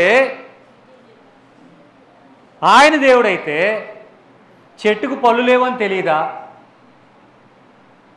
మార్కు సువార్తలో అది కాపు కాసే కాలం కాదని ఉంటుంది. కాపు కాసే కాలం కానప్పుడు చెట్టు దగ్గరికి ఎవడాలమన్నాడు? చెట్టుకి కాపు కాసే కాలం కాదు కాబట్టి కాపు లేదంటే పళ్ళు కాయలేదు. సరే మాట్లాడకుండా వచ్చేలుగా, దాన్ని ఎందుకు చంపించాడు, ఎందుకు చంపేశాడు? మీ యేసుక్రీస్తు దుర్మార్గుడు అని చెప్తున్నాడు. ఏది? ఇటు బాబు వేసినట్టు చెట్టు ఎవరు వేశారు? ఆయనే వేసుకున్నాడు కాబట్టి ఆయనే చంపించుకున్నాడు. చెట్టు ఎండిపోవడానికి గల కారణం ఏంటి? అసలు ఈ చెట్టును వేసింది నేనే, చెట్టుకు సృష్టికర్తను నేనే. కాబట్టి చెట్టు ఇప్పుడు ఎవరి మాట వినాలి? నా మాట వినాలి. కాబట్టి అది ఏమైంది? ఎండిపోయింది. ఆయనకి తెలీదా అది కాపు కాసే కాలం కాదని? తెలుసు కదా, మరెందుకు వెళ్ళాడు? ఆ చుట్టూ ఉన్న వాళ్ళకి ఈయన శక్తి ఏంటో తెలియాలి, ఈయన సృష్టికర్తని తెలియాలి, ఆ చెట్టును కలుగజేసింది ఈయనే అని తెలియాలి.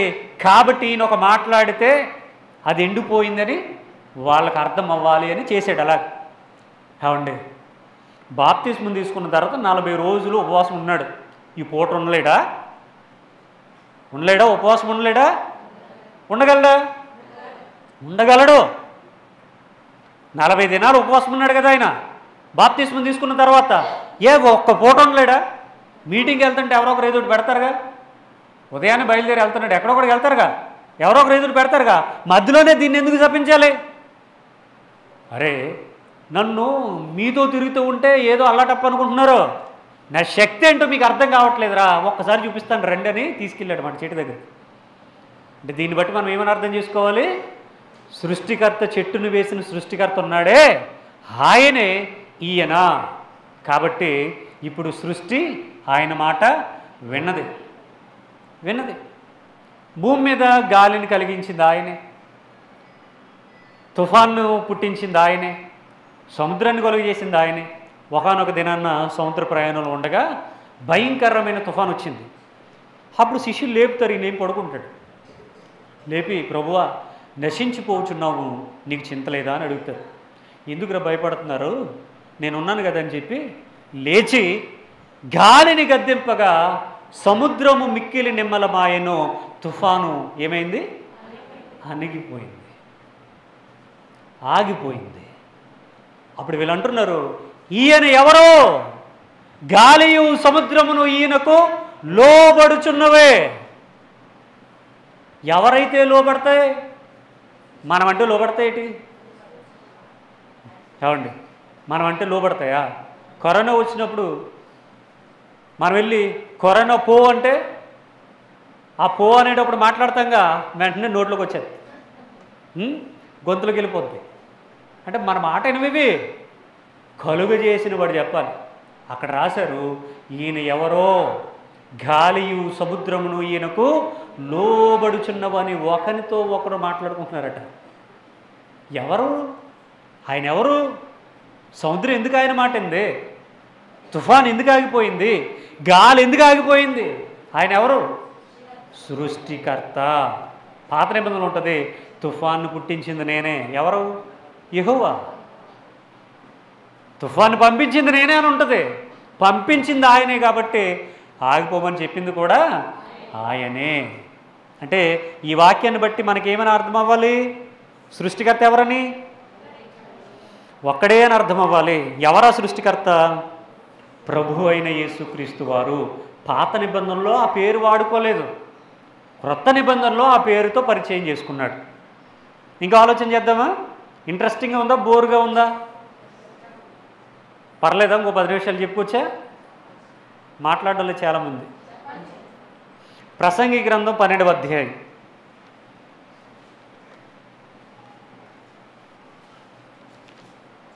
ప్రసంగి గ్రంథం 12వ అధ్యాయము 7వ వచనం.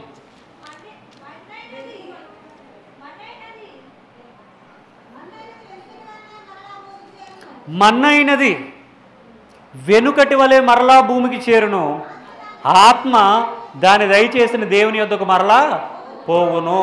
మన్నైనది ఏంటి? మన్ను. మన్నైనది వెనకటి వలె మరలా మన్నుకు చేరును. ఏంటో మన్ను? మన దేహం, మన బాడీ, మన శరీరం. ఇది మరల ఏమవుతుందట? మట్టిలోనికి వెళ్ళిపోతుంది. భూస్థాపితం చేస్తాం కదా. ఆత్మ దాన్ని దయచేసిన దేవుని యొద్దకు మరల వెళ్తుందట. అసలు ఈ మరణం అనేది ఎలా వచ్చింది? ఆదికాండం 2వ అధ్యాయము 17వ వచనం. ఆదికాండము 2వ అధ్యాయం 17వ వచనం. అయితే మంచి చెడ్డల తెలివినిచ్చి వృక్ష ఫలములను తినకూడదు, నీవు వాటిని తిను దినమున నిశ్చయముగా చచ్చేదవని నరునికి ఆజ్ఞాపించెను. ఎవరు? యెహోవా. ఆయన మాట వినకపోతే ఏం చేస్తాడట? చచ్చిపోతామని చెప్పేశాడు. కాబట్టి మానవులందరూ కూడా ఈరోజు ఏదో ఒక రోజు మంచి శుభముహూర్తాన మన్నైనది వెనుకటి వలె మరలా మన్నుకు చేరిపోతుంది. అంటే ఆదాముతో మనమందరము కూడా మట్టి నుండి తీయబడ్డాం, మరల మట్టికి అప్పగించబడతాం. అంటే మరణం అనేది వచ్చింది. ఈ మరణాన్ని కూడా పెట్టింది ఎవరు? దేవుడే. జనన మరణాలు ఎవరి చేతుల్లో ఉన్నాయి? దేవుని చేతుల్లో ఉన్నాయి. ఆయన ఒకరిని పుట్టిస్తాడు, అదే క్షణాన్ని మరొకరిని లేపుతాడు. జనన మరణాలు ఆయన చేతుల్లోనే ఉన్నాయి. భూమి మీదకి మొట్టమొదటిగా మరణం ఎలా వస్తుందో చెప్పారు ఆయన. వచ్చింది, అందరూ అనుభవించాలి, తప్పదు. అది నువ్వేం చేసినా ఏం చేయకపోయినా మరణం అనేది వెతుక్కుంటూ వస్తుంది. నువ్వెక్కడున్నా సరే, ఆకాశమునికి ఎక్కినను, సముద్రంలో దిగినా, గుహలో దాక్కున్నా, నువ్వు ఇంకెన్ని నేసాలు వేసినా మరణం ఎతుక్కుంటూ ఏదో ఒక రోజున వచ్చేస్తుంది. దాన్ని ఎవరు ఆపరు. అయితే మరణాన్ని పెట్టిన ఆయన మరణాన్ని జయించగలడు, తీసివేయగలడు, ఏదైనా చేయగలడు. యోహాను సువార్త 11వ అధ్యాయం. ఇక్కడ లాజరు ఉంటాడు. ఏ లాజరు? ధనవంతుడు లాజరు కాదు, మరియా మార్తల సహోదరుడైన లాజరు. అవండి. యోహాను సువార్త 11వ అధ్యాయము. బేతనీయ గ్రామంలో ఉంటారు వీళ్ళంతా. యేసుక్రీస్తు వారికి బాగా పరిచర్య చేస్తారు వీళ్ళు. మంచి ఫ్యామిలీ. ఈయన చచ్చిపోయాడు, 4 రోజులైంది, భూస్థాపితం అయిపోయింది. ఆ 4 రోజుల తర్వాత వస్తారు ప్రభువారు. ఏడుస్తున్నారు సోదరిమణులు. శిష్యులు చెప్పారు విషయం. ఇప్పటికీ ఇక ఆఖరి చూపు కూడా చూడడానికి లేదు. పురుగులు పట్టేసి కుళ్ళు కంపు కొడుతుంది. ప్రభువా, నిన్ను ప్రేమించిన వాడిని నువ్వు ఇంక ఈ స్థితిలో చూడలేవంటే నన్ను నా శ్మశానం దగ్గర తీసుకెళ్ళని అంటున్నాడు ఆయన. వద్దు ప్రభు అంటున్నారు వీళ్ళు. నువ్వు నమ్మితే దేవుని మహిమను చూస్తావు, నన్ను తీసుకెళ్ళని అంటాడు ఆయన. మొత్తానికి వెళ్ళారు. 43 వచనం. 43. ఆయన అలాగూ చెప్పి లాజరు బయటికి రమ్మని బిగ్గరగా చెప్పగా చనిపోయిన వాడు కాళ్ళు చేతులు ప్రేత వస్త్రములతో కట్టబడిన వాడై వెలుపలికి వచ్చెను. అతని ముఖమునకు రుమాలు కట్టి ఉండెను. అంతట యేసు, మీరు అతని కట్లు విప్పిపోనీయుడని వారితో చెప్పెను. మరణాన్ని పెట్టిన దేవుడే ఇప్పుడు ఏం చేస్తూ ఉన్నాడు? మరణించిన వారిని తిరిగి బ్రతికిస్తూ ఉన్నాడు, లేపుతూ ఉన్నాడు. పురుగులు పట్టినా సరే, చచ్చిపోయినా సరే, కుళ్ళిపోయినా సరే, లాజరు బయటకు రాని బిగ్గరగా చెప్పాడట.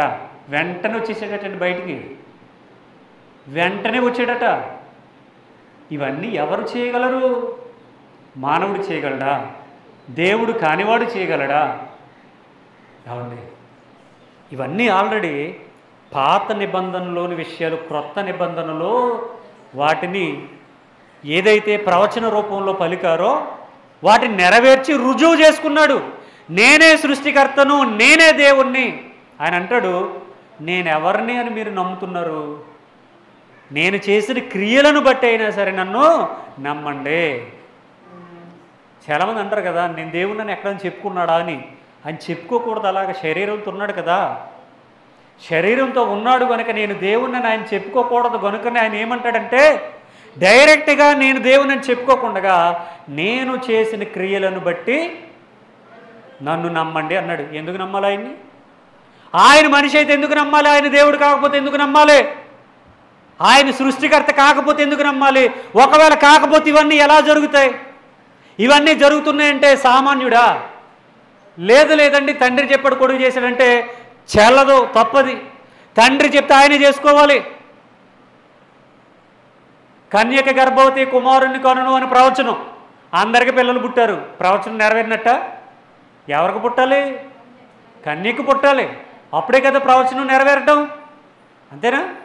అందరికీ పెళ్ళిళ్ళు చేసుకుని పిల్లల కంటా ఉన్నారు, ప్రవచనం నెరవేరినట్ట? కాదు. ప్రవచనం ఎవరికైతే చెప్పారో, ఎవరి గురించి అయితే చెప్పారో వాళ్ళ విషయంలో నెరవేరితేనే ప్రవచనం నెరవేరినట్టు. అలాగా పాత నిబంధనలో ఏదైతే దేవుడు మాట్లాడాడో, నేనే అంతా నేనే అని చెప్పుకున్నాడో, అంతా నేనే అని చెప్పుకున్న ఆయన శరీరాన్ని ధరించుకుని వచ్చి ఇవన్నీ చేసి చూపించాడు. అది చెప్పడం గొప్ప విషయమా? కబుర్లు చెప్పడం గొప్ప విషయమా? పనులు చేసి చూపించడం గొప్ప విషయమా? ఆడు వేస్ట్ అండి. ఆడన్ని కబుర్లు చెప్తాడంతే. ఆడు వల్ల ఏమవ్వో. ఆడి మాటలు వినకండి. ఇవన్నీ వింటుంటాం కదా మనం. ఏం చెప్తారు? వాడు వేస్ట్ అండి, వాడు ఓన్లీ కబుర్లు చెప్పడానికే తప్ప ఇక ఎందుకు పనికిరాడండి, వాడు అలా నమ్మేస్తాడంతే, వాడు అలా చెబుతాడంతే. వాడి మాటలో వినకండి, వింటే మోసపోతారు. వాడి వల్ల గడ్డి పూస కూడా ఉపయోగం లేదు. ఇక్కడ ఉన్నది అక్కడ కదలదు కూడా కదలదు. అంటే ఒక వ్యక్తి గురించి ఏం మాట్లాడుతున్నారు? కబుర్లు చెప్తే కుదరదు. ఏం చేయాలి? నువ్వు చెప్పకపోయినా చేసి చూపించాలి. ఇప్పుడు ఈ సభల కోసం నేను 20,000 ఇస్తానని ప్రకటించి ప్రార్థనలకు రాకుండా వెళ్ళిపోయి ఫోన్ చేస్తుంటే లిఫ్ట్ చేయకుండా, ఒకవేళ మీరు కనబడితే అరే డబ్బులు ఇస్తారన్నా కదా, కానుక ఇస్తారన్నా కదా, మరి మీటింగ్లు జరుగుతాయి ఏంటి సంగతి అంటే చూద్దాంలే అని అలాగా నెలలు, వారాలు, నెలలు, సంవత్సరాలు గడిచిపోతున్నాయి అనుకోండి. అప్పుడు మీరు ఎలా ఫిక్స్ అవుతారు అతని విషయంలో? ఈడు శుద్ధ వేస్ట్గా ఫిక్స్ అయిపోతాం కదా. అలాగా మీరున్నారు, మీరేం చెప్పలేదు. మీరు జరుగుతున్నటువంటి కార్యక్రమానికి మీ వంతు మీ బాధ్యతగా ఒక 5,000, ఒకరు 10,000, ఒకరు 1,000 రూపాయలు పట్టుకొచ్చి ఇచ్చేసారు. మీరేం చెప్పలేదు. ఇప్పుడు మీరు గ్రేటా? 10 మందిలో లేచిపోయి మైకి తీసుకుని నేను అంత చేసేది ఎంత చేసేస్తాను, వాళ్ళకి బేడెత్తాను, వీళ్ళకి బేడెత్తాను, అంత ఇస్తానని చెప్పేసి ఎస్కేప్ అయిపోయినాడు గొప్ప. మీ కష్టార్జితాన్ని పట్టుకొచ్చి దేవుని పనికి సహకరించిన మీరు గొప్ప. ఎవరు గొప్ప అవుతారు? చెప్పినోడే చేసినోడా? చేసినోడు గొప్ప. మీరేం చెప్పలేదు, చేసి చూపించారు. ప్రభువారు కూడా అంతే. పాత నిబంధనలు ఆయన చెప్పాడు, చెప్పిన ఆయన క్రొత్త నిబంధనలో చేసి చూపించాడు కాబట్టి ఈయన చెప్పలేదు. ఇప్పుడు ఎంతమంది సృష్టికర్తలు? ఇప్పుడు ఎవరిని నమ్ముకోవాలి మనం? ప్రభు అయిన యేసుక్రీస్తు వారిని. ఏమండి, ఇంకొంచెం ముందుకు ఆలోచన చేద్దాం. అంటే మరణాన్ని రాసినవాడు, మరణాన్ని ఇచ్చినవాడు, మరలా మరణం నుండి తప్పించినవాడు, మరణం నుండి మరలా విడుదల చేసినవాడు. అందుకనే మరణ శాసనం గురించి ఒక అంశం ఉంటుంది, ఛానల్లో చూడండి. మరణ శాసనం టైటిల్ అదే ఉంటుంది, మరణ శాసనం. మరణ శాసనము వ్రాసిన వాని మరణము ఆవశ్యకం.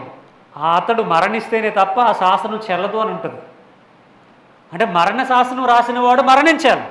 మీరు భూమి మనవలకు రాశారు, నా తదనంతరం అని వీలునామా రాశారు, బ్రతుకున్నారు. మీ మనవడు అమ్మేసుకుంటారు అన్నాడు, కుదురుతుందా? కుదరదు. ఎప్పుడు మనవడిది అవుద్ది? తదనంతరం వీలునామా ప్రకారంగా మీరు మీ మనవడికి రాశారు, మీరు బ్రతుకున్నంతకాలం మీరు అనుభవిస్తారు. మీరు చనిపోయిన తదనంతరం ఆ పిల్లల కంటే మనవలకు 18 ఏళ్ళు నిండాలి మరలా, అప్పుడు ఆస్తి మీద వాళ్ళకు హక్కు వస్తుంది. అలాగే మరణ శాసనాన్ని రాశాడు దేవుడు.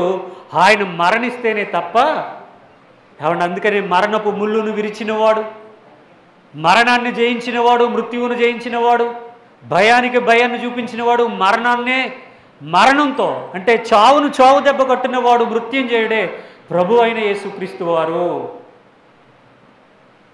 పాత నిబంధనలో ఏదైతే చెప్పారో క్రొత్త నిబంధనలు అదే ఆయన నెరవేర్చుకున్నాడు. ఏమండి, అలాగ మనం దేవుని ఆలోచించాలి తప్ప ఆయన వేరు ఈయన వేరు, ఆయన తండ్రి ఈయన కుమారుడు, వరుసలు కలపకండి. వరుసలు ఆత్మలకు వరుసలు కలపడం ఏంటి? ఏమండి, వరుసలు కలపకూడదు. ఇంకొక అంశంలోనికి వెళ్దాం ఒక 10 నిమిషాలు ముగిస్తా. నిర్గమకాండం 3వ అధ్యాయం. నిర్గమకాండం 3వ అధ్యాయం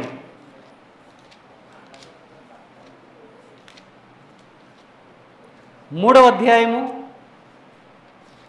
14వ వచనం. అందుకు దేవుడు నేను ఉన్నవాడును అని చెప్తా ఉన్నాడు. ఎవరా దేవుడు? ఉన్నవాడునని చెప్తున్నది ఎవరు? యెహోవా. పాత నిబంధనలు ఎవరు కనబడతారు మనకి? యెహోవాయే. యెహోవా చెప్తూ ఉన్నారు. అక్కడ కింద కూడా అదే రాసి ఉంటుంది మనకి. ఉన్నవాడునని ఎవరు చెప్తా ఉన్నారు? యెహోవా చెప్తా ఉన్నారు. ఇప్పుడు నేను అడుగుతున్నాను, ఉన్నవాడనని చెప్పుకున్న దేవులు ఇద్దరున్నారా? ఒకడేనా? యోహాను సువార్త 12వ అధ్యాయం. యోహాను సువార్త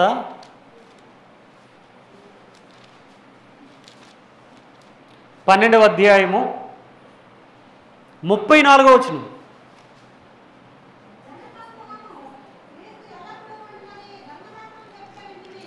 జనసమూహం అంటున్నారట ఏమని? క్రీస్తు ఎల్లప్పుడూ ఉండునని ధర్మశాస్త్రము చెప్పుట వింటిమి. సరిపోద్ది.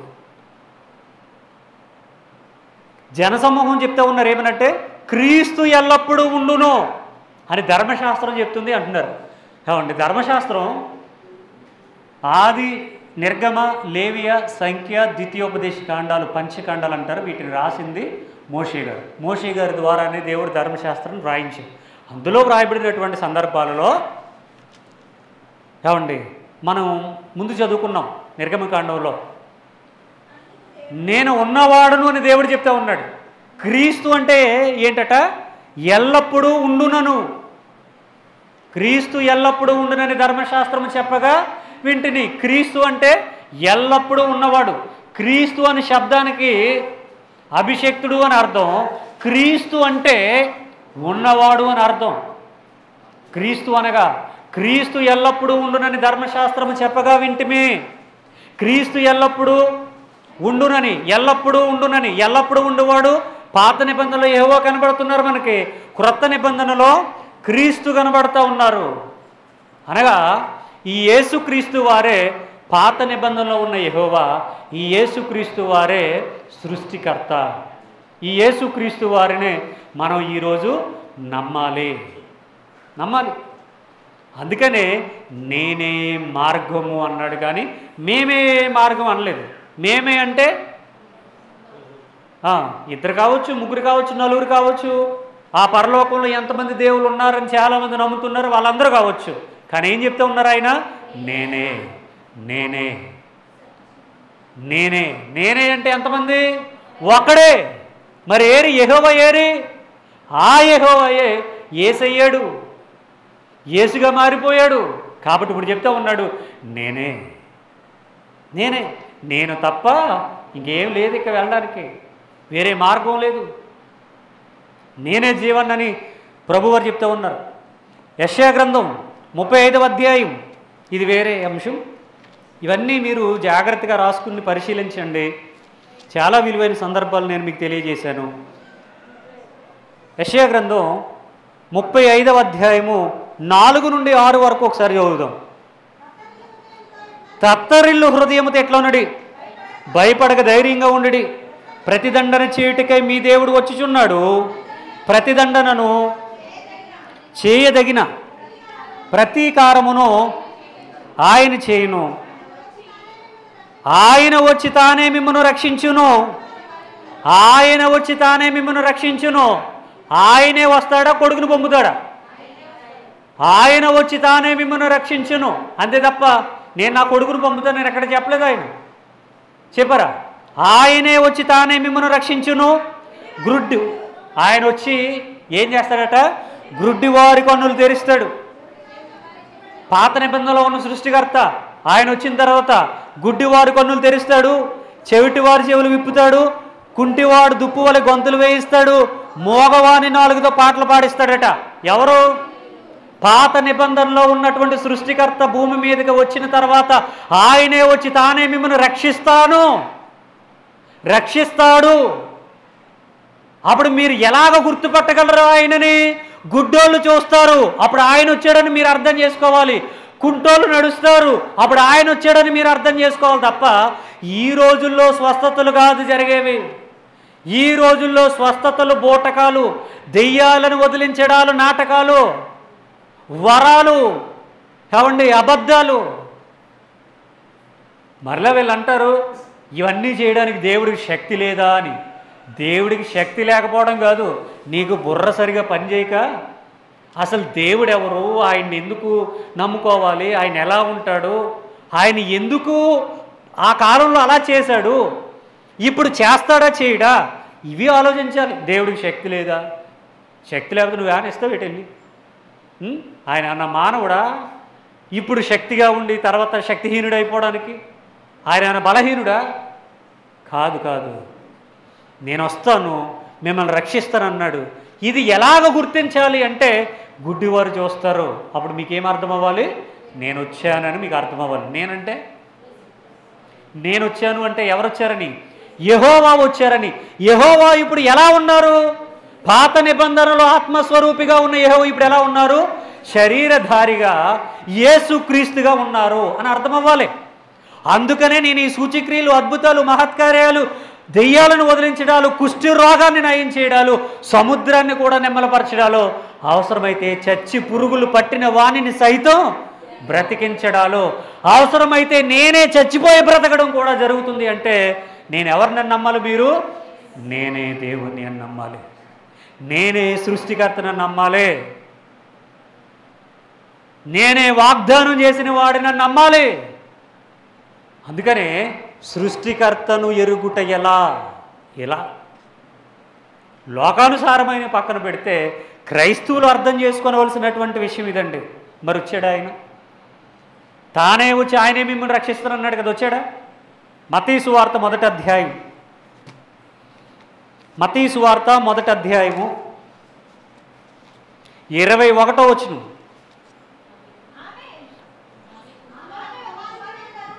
ఆమె ఒక కుమారుణ్ణి కనును, తన ప్రజలను వారి పాపం నుండి ఆయనే రక్షించును గనుక ఆయనకు యేసు అను పేరు పెట్టుదవనెను. ఎక్కడిది ఈ ప్రవచనం? ఇప్పుడు చదివారు కదా 35:4 యెషయా గ్రంథంలో. ఆయన వచ్చి తానే మిమ్మల్ని రక్షించును అని ప్రవచనం చదివారు కదా. ప్రవచనానికి నెరవేర్పు ఇదిగో. ఆమె ఒక కుమారుని కంటుంది. ఆమె అనగా మరియా కన్యక గర్భవతి, కుమారుని కనును అనే ప్రవచనానికి నెరవేర్పు. తన ప్రజలను వారి పాపం నుండి ఆయనే రక్షించును. తన ప్రజలను వారి పాపం నుండి ఆయనే రక్షించు. నేనే వచ్చి లేదా ఆయనే వచ్చి తానే మిమ్మల్ని రక్షించును. ఇదిగో ప్రవచనం నెరవేర్పు. తన ప్రజలను వారి పాపం నుండి ఆయనే రక్షించును. అందుకని ఆయనకి యేసు అని పేరు పెట్టుదువు. మీకా గ్రంథం 5వ అధ్యాయం 2వ వచనం. మీకా గ్రంథం 5వ అధ్యాయం 2వ వచనం. బెత్లెహేము ఎఫ్రాతా యోదా వారి కుటుంబములలో నీవు స్వల్ప గ్రామమైనను నా కొరకు ఇజ్రాయేలీయులను ఏలబోవువాడు నీలో నుండి వచ్చును. పురాతన కాలము మొదలుకొని శాశ్వత కాలము ఆయన ప్రత్యక్షమగుచుండెను. పురాతన కాలము మొదలుకొని శాశ్వత కాలము ఆయన ప్రత్యక్షమగుచుండెను. పురాతన కాలం మొదలుకొని శాశ్వత కాలం ఆయన ప్రత్యక్షమగుచుండెను. అంటే పురాతన కాలంలో నుండి ఉన్నటువంటి దేవుడే అప్పటి నుండి ఉన్నటువంటి సృష్టికర్తే ఈ బెత్లెహేము ఎఫ్రత అనే గ్రామంలో పుడతాడట. ఆయన ఇజ్రాయేలీలను పరిపాలించేటటువంటి వాడట. ఆయన ఎప్పటి నుండి ఉన్నవాడు? కేవలం 2000 సంవత్సరాల చరిత్ర కాదు ఆయనది.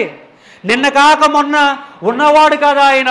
పురాతన కాలము మొదలుకొని శాశ్వత కాలం ఉన్నవాడే, ఆత్మస్వరూపిగా ఉన్నవాడే ఈరోజు శరీరాన్ని ధరించుకుని బెత్లెహేము ఎఫ్రాత అనే గ్రామంలో, చిన్న గ్రామంలో పుట్టబోయేవాడు. ఇజ్రాయేలీలను కాపాడేవాడు, తన ప్రజలను విమోచించేవాడు, తన ప్రజలను రక్షించేవాడు. ఆయనే సృష్టికర్త, ఆయనే దేవుడు, ఆయనే యేసు ప్రభు, ఆయనే పాత నిబంధనలో వాగ్దానము చేసినటువంటి దేవుడు. ఆత్మస్వరూపి యెహోవా. పేర్లు ఎన్నైనా పెట్టండి, ఎంతమంది దేవుళ్ళు ఉన్నారు బైబిల్లో? ఒక్కడే. సృష్టికర్తలు ఎందరూ? ఒక్కడే. తండ్రులు ఎందరూ? ఒక్కడే. భర్తలు ఎందరూ? ఒక్కడే. శిరస్సులు ఎందరూ? ఒక్కడే. సృష్టికర్త ఆయనే ప్రభు అయిన యేసుక్రీస్తు వారు. మరి ఈ వాక్యానికి నెరవేర్పు బెత్లెహేము ఎఫ్రాత, యోధా వారి కుటుంబాల్లో నీవు స్వల్ప గ్రామమైన నా కొరకు ఇజ్రాయేలీలను ఏలబోవాడు నీలో నుండి వచ్చును. పురాతన కాలం మొదలుకొని శాశ్వత కాలం ఆయన ప్రత్యక్షమగుచుండెను. ఎప్పుడు రావడం కాదు, ప్రత్యక్షమగుచుండెను. చాలాసార్లు వచ్చాడు. అబ్రహాము దగ్గరకు వచ్చాడు, మోషే దగ్గరకు వచ్చాడు. అవసరమైతే మరలా ఎప్పుడైనా అవకాశం ఉంటే ఆ సందర్భాలు కూడా మీకు తెలియజేస్తాను.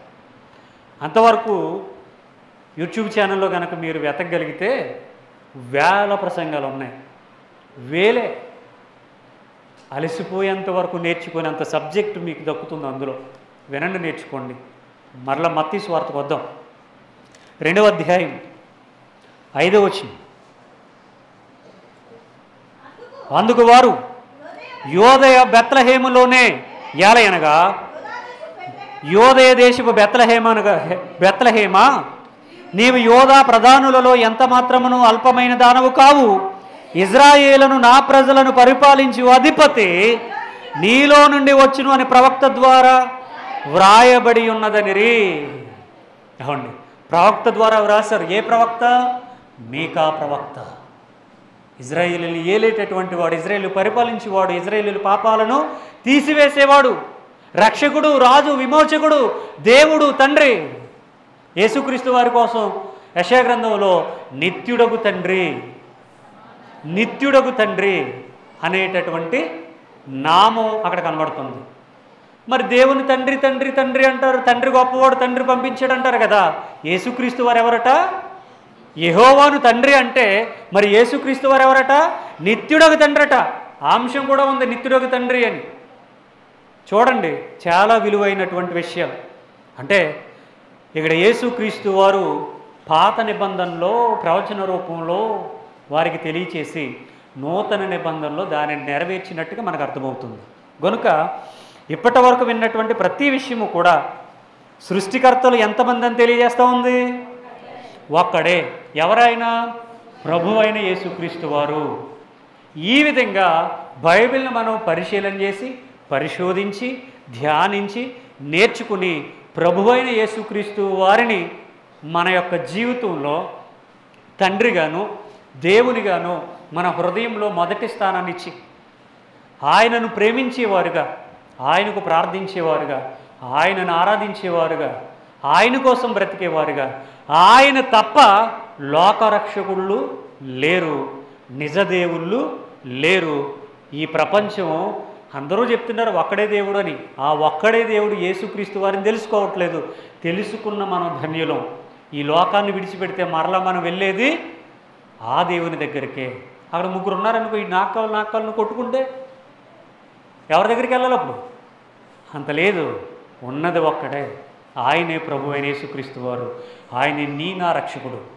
ప్రార్థన చేసుకుందాం. వాక్యాన్ని మన హృదయంలో భద్రం చేసుకుందాం. ప్రార్థన చేసుకుందాం.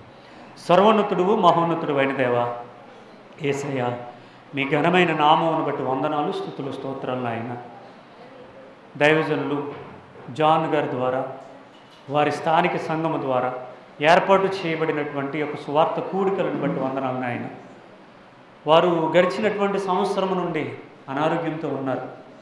వారి యొక్క ఆరోగ్య పరిస్థితి ఎలా ఉన్నా సంఘమంతా ప్రోత్సాహంతో నాయన ఎన్నో మార్లు ఈ యొక్క కార్యక్రమాలు జరుగుతూ ఉన్నాయి. అందును బట్టి వందనాలు. మరి దైవజనులకు నాయన సంపూర్ణమైన ఆరోగ్యాన్ని దయచేయండి. మరి సంఘ పెద్దలను దీవించండి. విశ్వాసులైనటువంటి పురుషులను జ్ఞాపకం చేసుకోనండి, స్త్రీలను జ్ఞాపకం చేసుకోనండి, వృద్ధులను జ్ఞాపకం చేసుకోనండి.